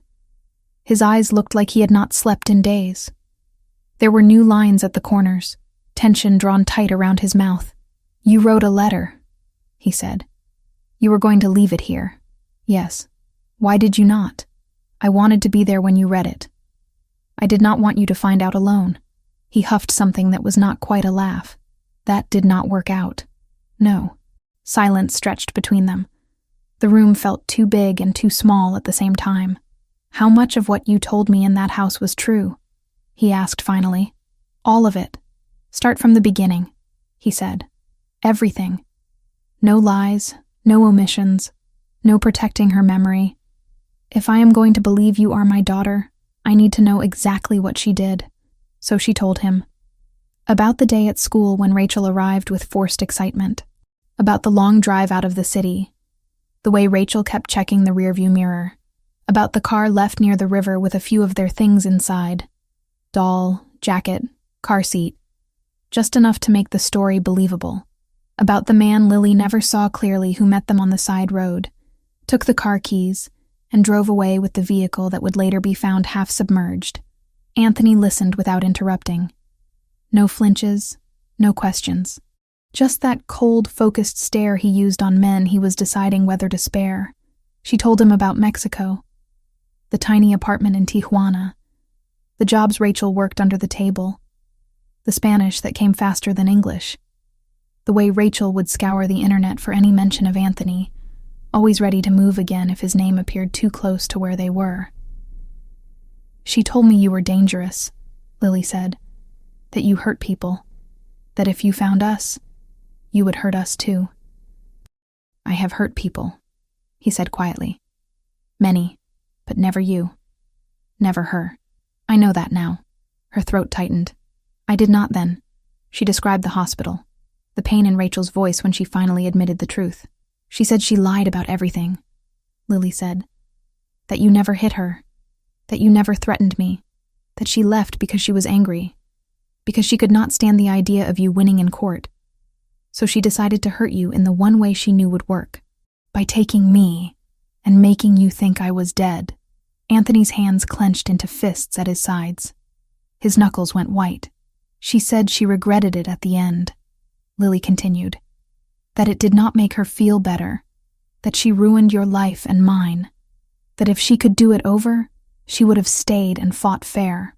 That sounds like her, he said. The words were flat, scraped raw. Proud, stubborn, always wanting to win no matter the cost. Lily told him about Rachel's last days, the way she clung to Lily's hand, the apology that came too late to change anything except the story Lily would carry forward. I cremated her, she said. I scattered her ashes in a little place she liked by the water. Then I found the emergency money she left hidden. Enough for a bus ticket north and a fake ID. Alone, he said. Not a question. Yes, you were 15. Alone.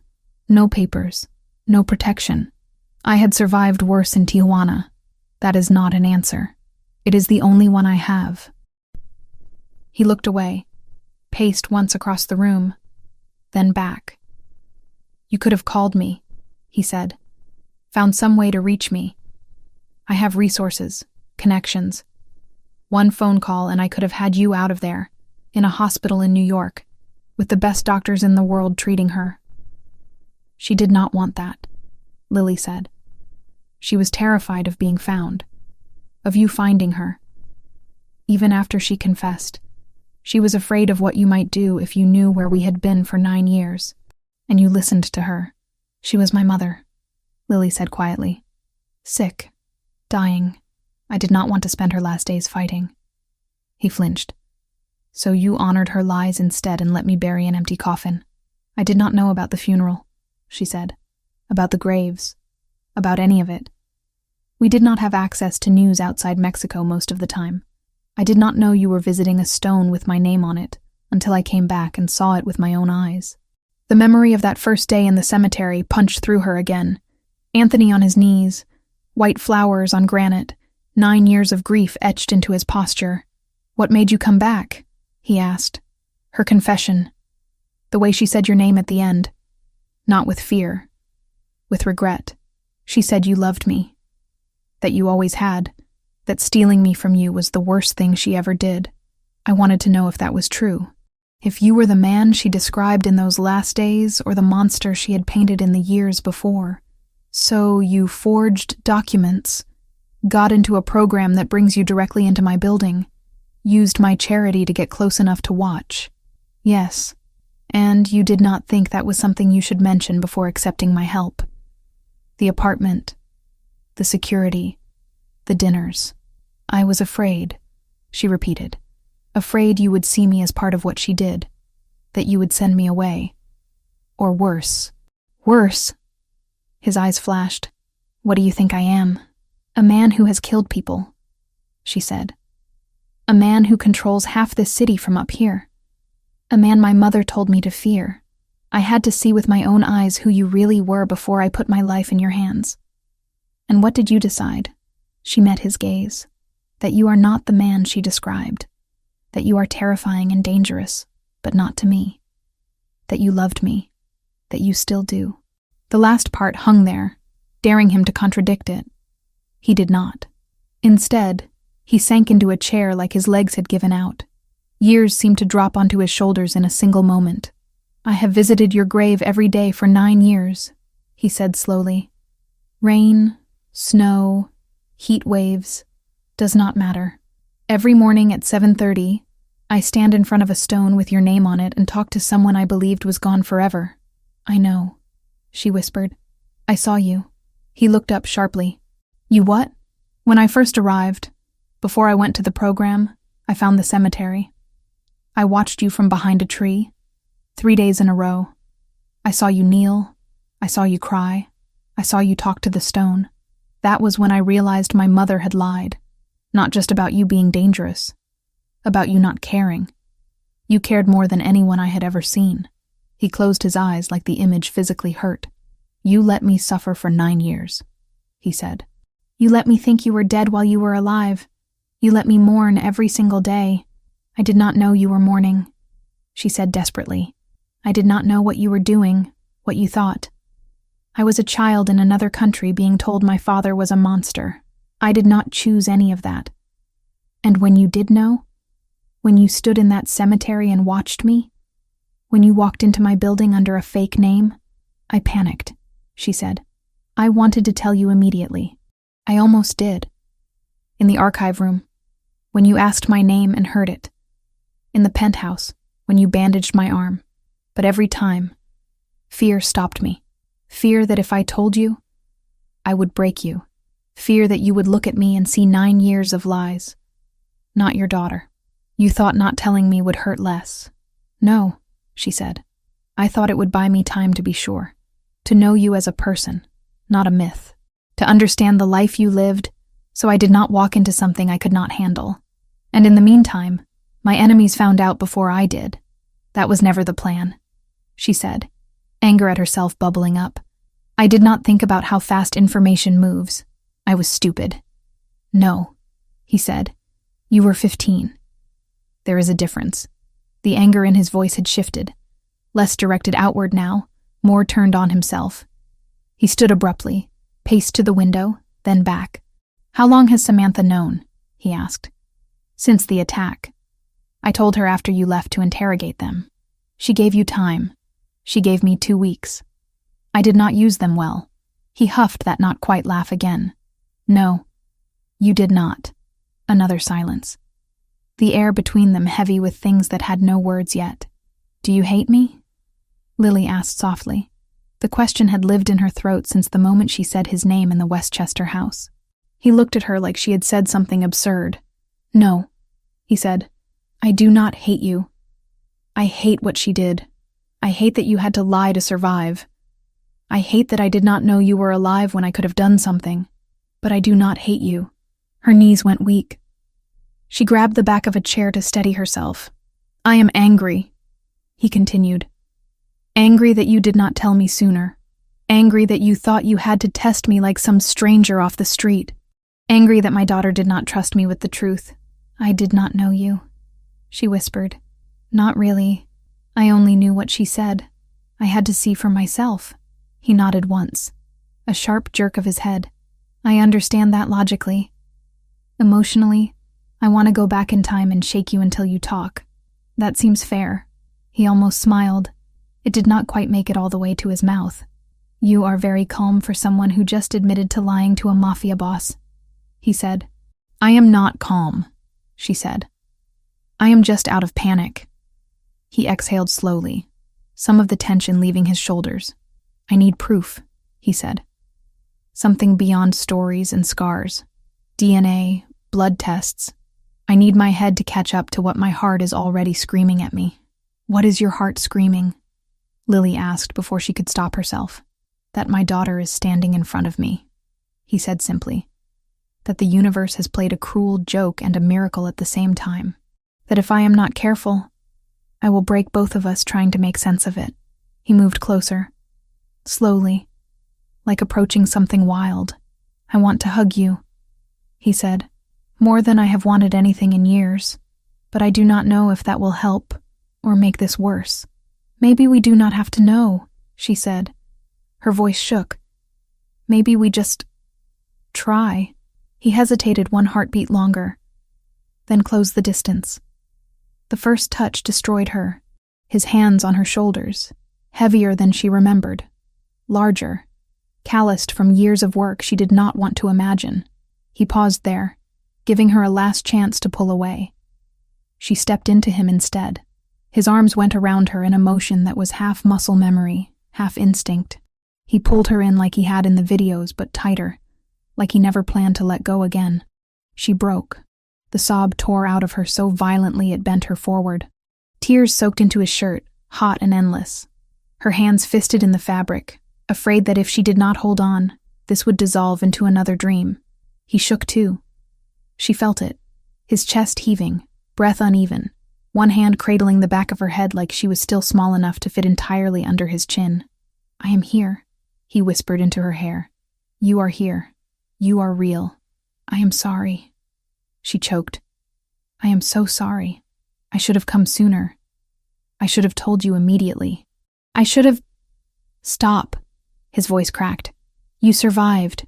You came back. That is all that matters. They stayed like that a long time. Time blurred. The world outside the windows could have ended, and neither of them would have noticed. Eventually, the sobs slowed. Lily's legs went from shaky to merely weak. Anthony did not release her completely, just eased his hold enough to see her face. You look like her, he said quietly. Like me too. But the way you frown... He brushed a thumb over the line between her brows. That is all her.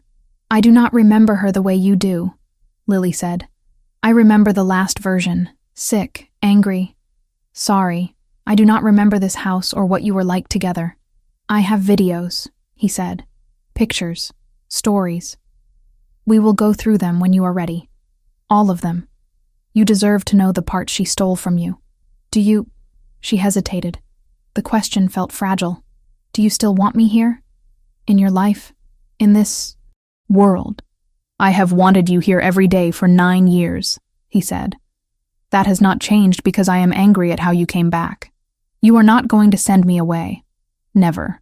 His voice hardened on that word. I let you be taken once. I will not fail you again. She believed him. For the first time since stepping off the bus in New York, some part of her unclenched. A soft knock sounded from the elevator foyer. "It is Samantha," came the muffled call. "Anthony? Lily? Are you okay?" Anthony closed his eyes briefly, then stepped back, keeping one hand on Lily's shoulder like he needed the physical contact to stay grounded. "Come in," he called. The elevator doors slid open. Samantha stepped out, expression fierce and worried at once. Her gaze flicked between them. Red-rimmed eyes, tear tracks, the slight swell of Anthony's chest from uneven breathing. "You talked," she said. "We did," Anthony replied. "And?" He looked at Lily, then back at Samantha. "And I need to know something." "Anything," Samantha said. "How long?" he asked. "Have you been carrying this alone?" She understood he did not mean about Lily existing. He meant about him, about his grief, his anger, his slow, stubborn attempt at being human again. "Since the day I met you," she said, "but more consciously for the last few months. You should have told me when you knew," he said, though there was less accusation now. "I know," she said. "If I could go back, I would probably do it differently. But at the time, all I could see was a girl who had survived something impossible, and a man who had survived something else impossible. And I did not want either of you to break the other by moving too fast." He studied her for a long moment. Then he did something that surprised Lily. He reached out his free hand and pulled Samantha closer, careful not to let go of his grip on Lily. "We are going to need you," he said simply. "Both of us." Samantha smiled through her own tears. "I am not going anywhere." They ended up on the couch, an odd, fragile triangle. Anthony sat in the middle, Lily on one side, Samantha on the other.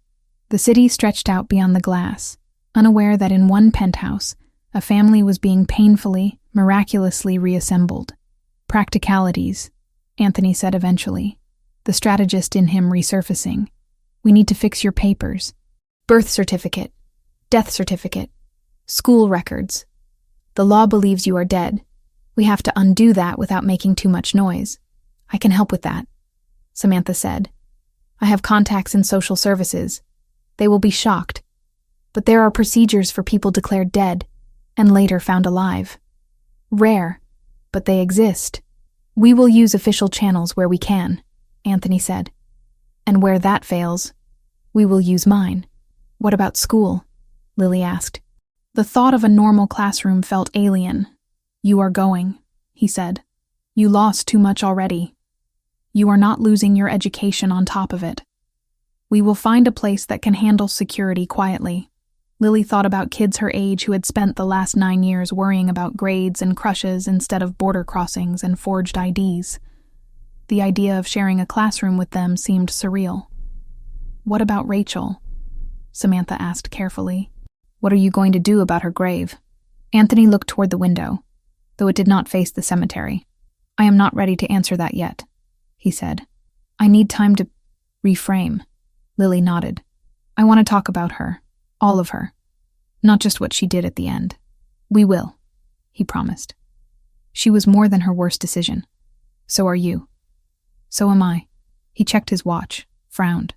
"I am canceling all my meetings for the next 2 days," he said. "If anyone complains, they can take it up with security on their way out. You cannot just—" Samantha started.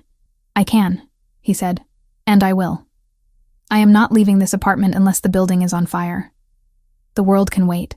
He looked at Lily again, something almost shy in his eyes. "If you want," he added. "You do not have to stay." "I am not going anywhere," she said. He nodded once, then got up and walked toward the hallway leading to the guest rooms. "Where are you going?" Lily asked.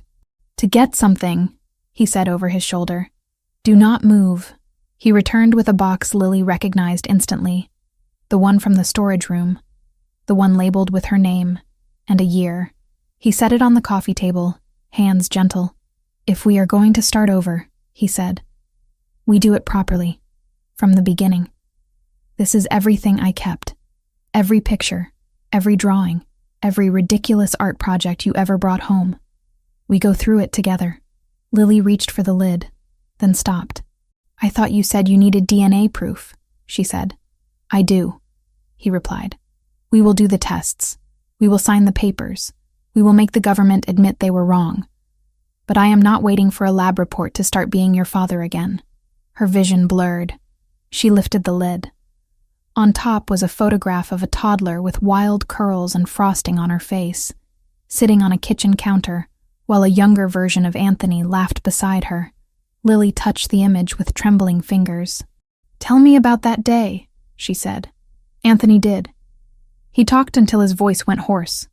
About first words, first steps, first time she fell and got up on her own. Samantha listened, adding gentle questions that helped the narrative keep moving. Outside, the sky shifted from gray to dark. Inside, in the warm circle of lamplight, a man, his daughter, and the woman who had bridged the gap between them, began the slow work of stitching 9 lost years into something new. 2 days turned into 6 before anyone outside Anthony's closest circle realized something had changed. He cleared his schedule with the same efficiency he used to move shipments and negotiate territory. Meetings vanished from his calendar. Dinners with politicians and rival bosses were postponed indefinitely. Even the daily cemetery visit stopped. For the first time in 9 years, he did not go to the graves. His world shrank to the walls of the penthouse, to the girl who spent most of her time there now, and to the woman who moved between them like a steadying force.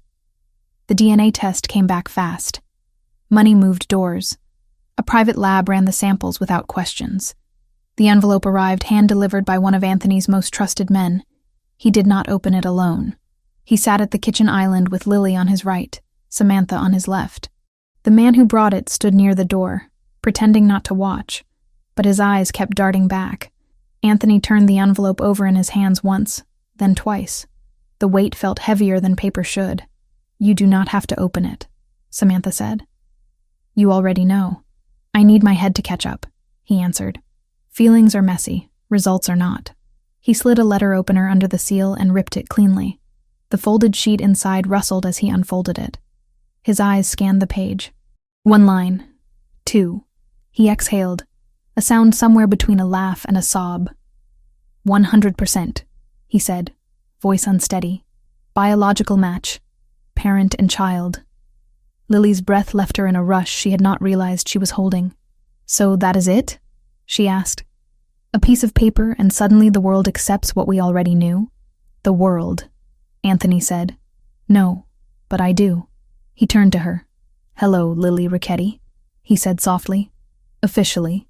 "Hello, Dad," she replied. The word no longer felt like theft. The man by the door cleared his throat. "Congratulations, boss." Anthony nodded once. "This does not leave this room." "Not yet. When I decide who else needs to know, they will hear it from me."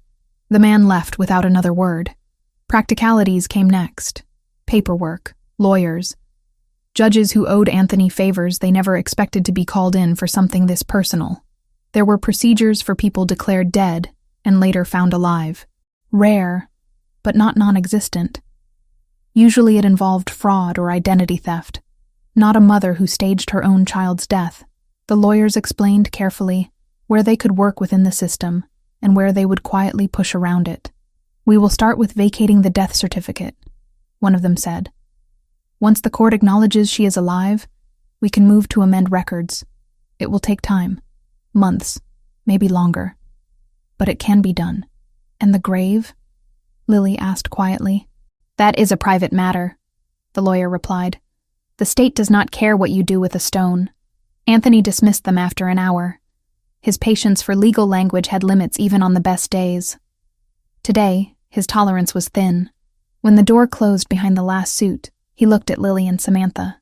"I want to change it," he said. "The stone. Both of them."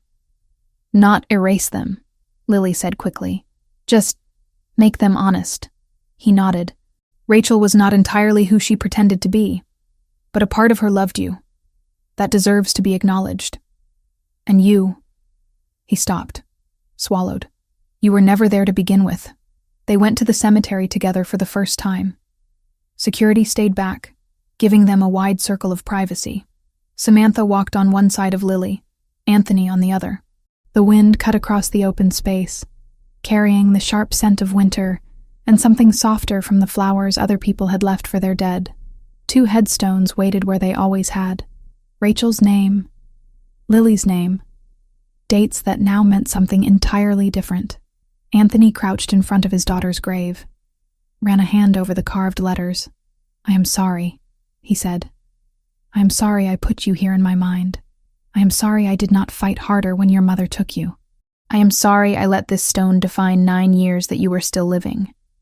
Lily knelt beside him. "You did not know," she said. "You believed what everyone believed.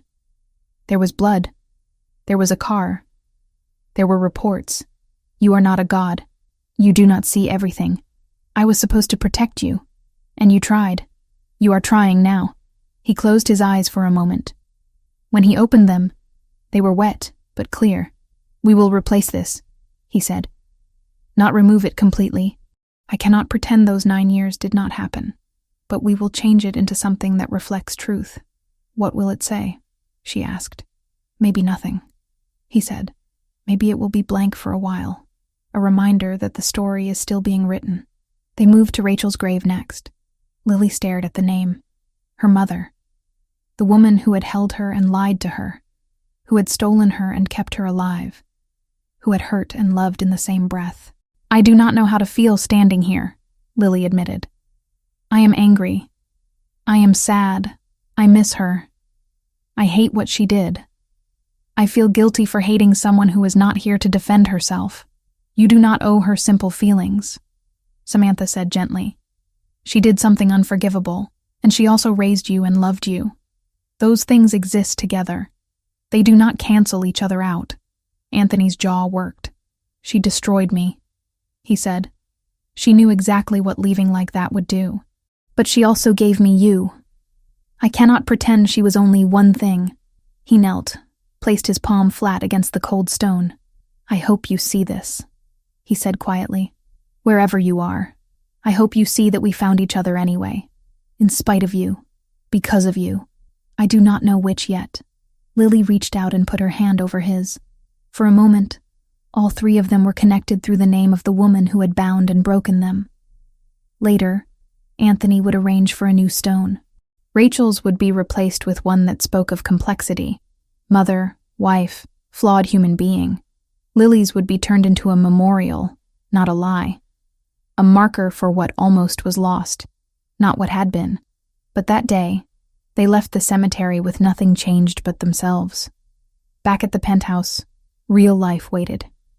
"We need to talk about school," Anthony said that evening over takeout containers spread across the kitchen island. He had tried to convince the chef downstairs to make something, but Lily had asked for cheap Chinese food that reminded her of late nights in small apartments. He had reluctantly agreed. "I have never been to a real American school," she said, picking at noodles. "Not since I was 6. "Then you are overdue. I do not even know what grade I should be in." "We will test you," Samantha said. "See where you are academically, then place you accordingly. Age-wise, you would be in 10th grade. But we can adjust if needed." Anthony frowned. "I do not like the idea of you in a building I do not control." "There are private schools with good security," Samantha replied. "Places used to high-profile kids, children of diplomats, CEOs, people with enemies. And me," Lily said dryly. "Child of a mafia boss. That will go over well." "No one has to know that part," Samantha said. "On paper, you will be the daughter of a wealthy businessman. That is all." "You are okay with lying like that?" Lily asked her. "I am okay with keeping you alive long enough to figure out who you want to be," Samantha said. "If that means fudging some details on a school application, I will sleep fine." Anthony gave a short nod. "Start looking. Money is not an issue. Safety is. And what about—" Lily hesitated. "Your world. The other one. The part that is not boardrooms and legal fronts. My world," he said slowly, "is not what it was when my father ran it. I have already been moving things toward legitimate operations. Too slowly, apparently. Now, with you here, that process accelerates. You cannot just walk away," she said. "You said so yourself. I cannot vanish without consequences." He agreed. "But I can step back. Delegate. Reduce exposure. There is a difference between being the face of an empire and being the landlord of its legal shells. Samantha watched him, aware of how significant that statement was. Men like Anthony did not give up control easily. "You are doing this for her," she said. "I am doing this for both of us," he replied. "I have spent 9 years with nothing to lose. That is a dangerous way to live. Now I have something again. Someone. That changes calculus." He looked at Lily. "I will not lie and say I can become an honest man overnight. That would be another lie you do not need. But I can promise you this. Nothing from that side of my life will ever touch you if I can help it, and I will work every day to reduce the chances it can." Lily held his gaze. "You cannot promise nothing will ever touch me," she said softly. "You live in a world where bullets do not care about intentions." "You are right," he said. "I cannot control everything, but I can control where I stand when the bullets start flying. You would stand in front of me," she said. "Every time," he answered. Trust did not spring fully formed from those words. It grew, slowly, over the next months.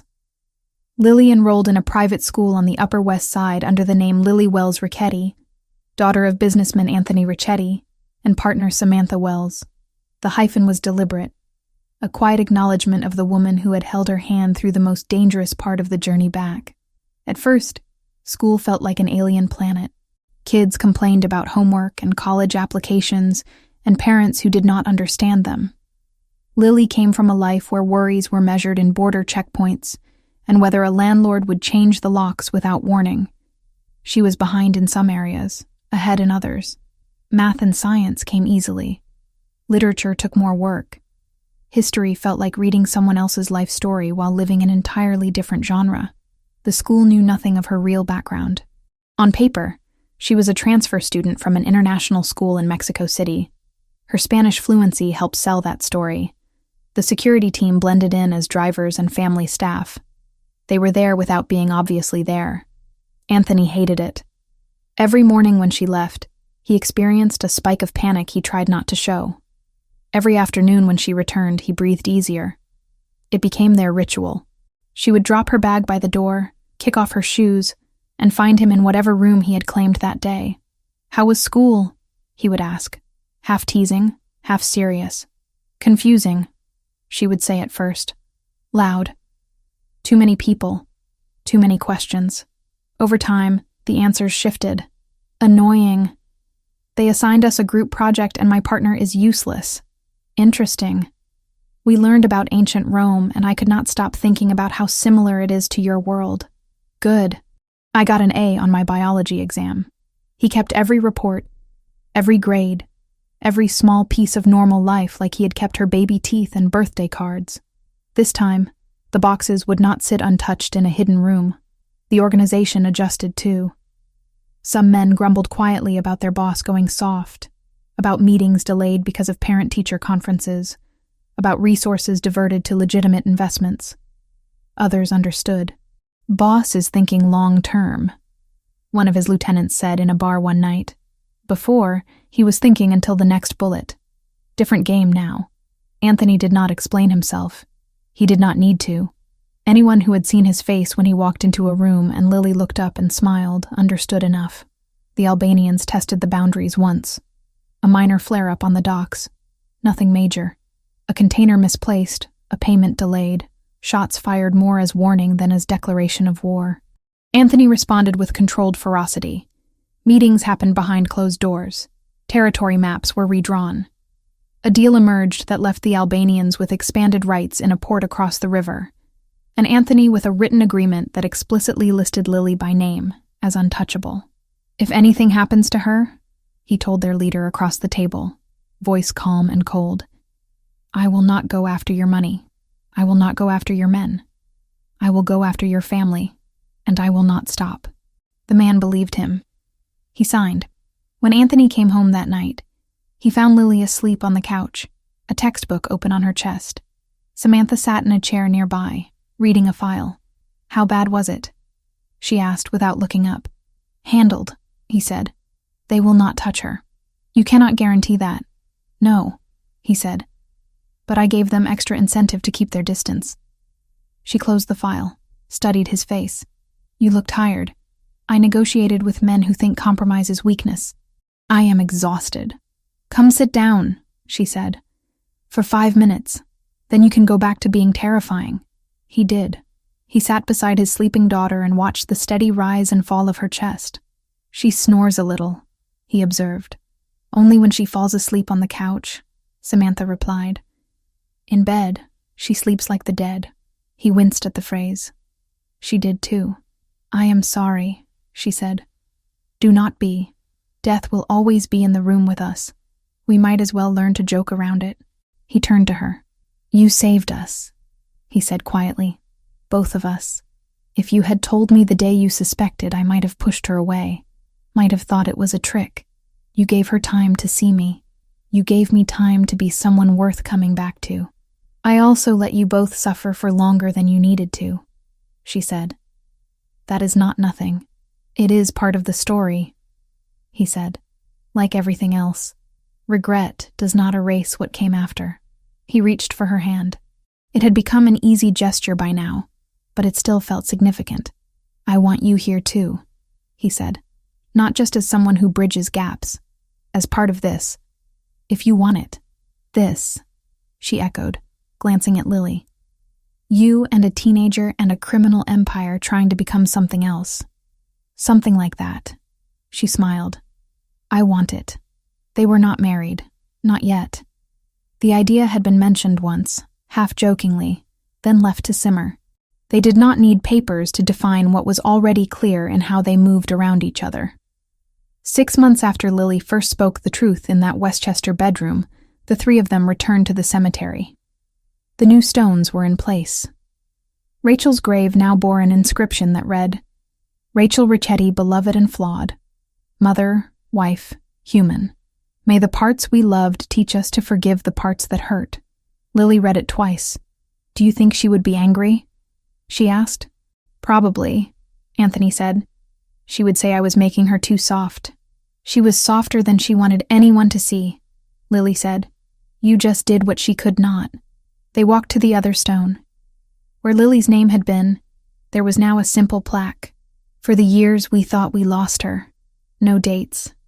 No more lies. Lily traced the words with one finger. It feels strange, she said. Having a grave for a life I did not live. It is not a grave, Anthony said. It is a marker, a reminder of how close we came to losing this for real. A warning to never take second chances lightly. Samantha stood a few steps back, watching them. She thought of the first day in that coffee shop when a girl asked to sit at her table and claimed to be hiding from bad men. Different story, different city, but the feeling was similar. A moment of kindness that changed everything. Thank you, Lily said suddenly, turning to her, for believing me, for giving me time, for not running when things got messy. That is what I do, Samantha said. Stand in messy places with people who need someone to keep standing. Anthony stepped between them, took one of each of their hands. We go forward from here, he said. No more pretending the past did not happen. No more letting it decide everything either. What does forward look like? Lily asked. School, he said. Therapy. Boring things like debate club if you want it. Me in a suit in fewer warehouses and more conference rooms. Samantha yelling at us when we forget what normal looks like. And dinners, Lily added. Where you tell stories about when I was little and I pretend not to be embarrassed. And fights, Samantha said. Because you are 15 and he is stubborn, and I am not going to let either of you win all the time. And holidays, Anthony said. Real ones. With too much food and noisy people and arguments about nothing. Lily looked at the plaque with her almost grave one last time. Then she turned away from it. As they walked back to the car, she slipped her hand into her father's. His fingers closed around hers without hesitation. Do you ever think about what life would have been like if Mom had stayed? She asked. Every day, he said. But then I remember we are here now. That you are here now. And I think less about what could have been, and more about what we do with what we have. And what do we have? She asked. He squeezed her hand. A chance, he said. And that is more than I thought I would get. The car door closed after them. The city waited, full of dangers and possibilities. The past walked alongside them, but it no longer dictated every step. They were imperfect, wounded, still learning how to be a family in a world that had tried very hard to make that impossible. But they were together. And for people who had lived years believing certain graves were full, that was everything.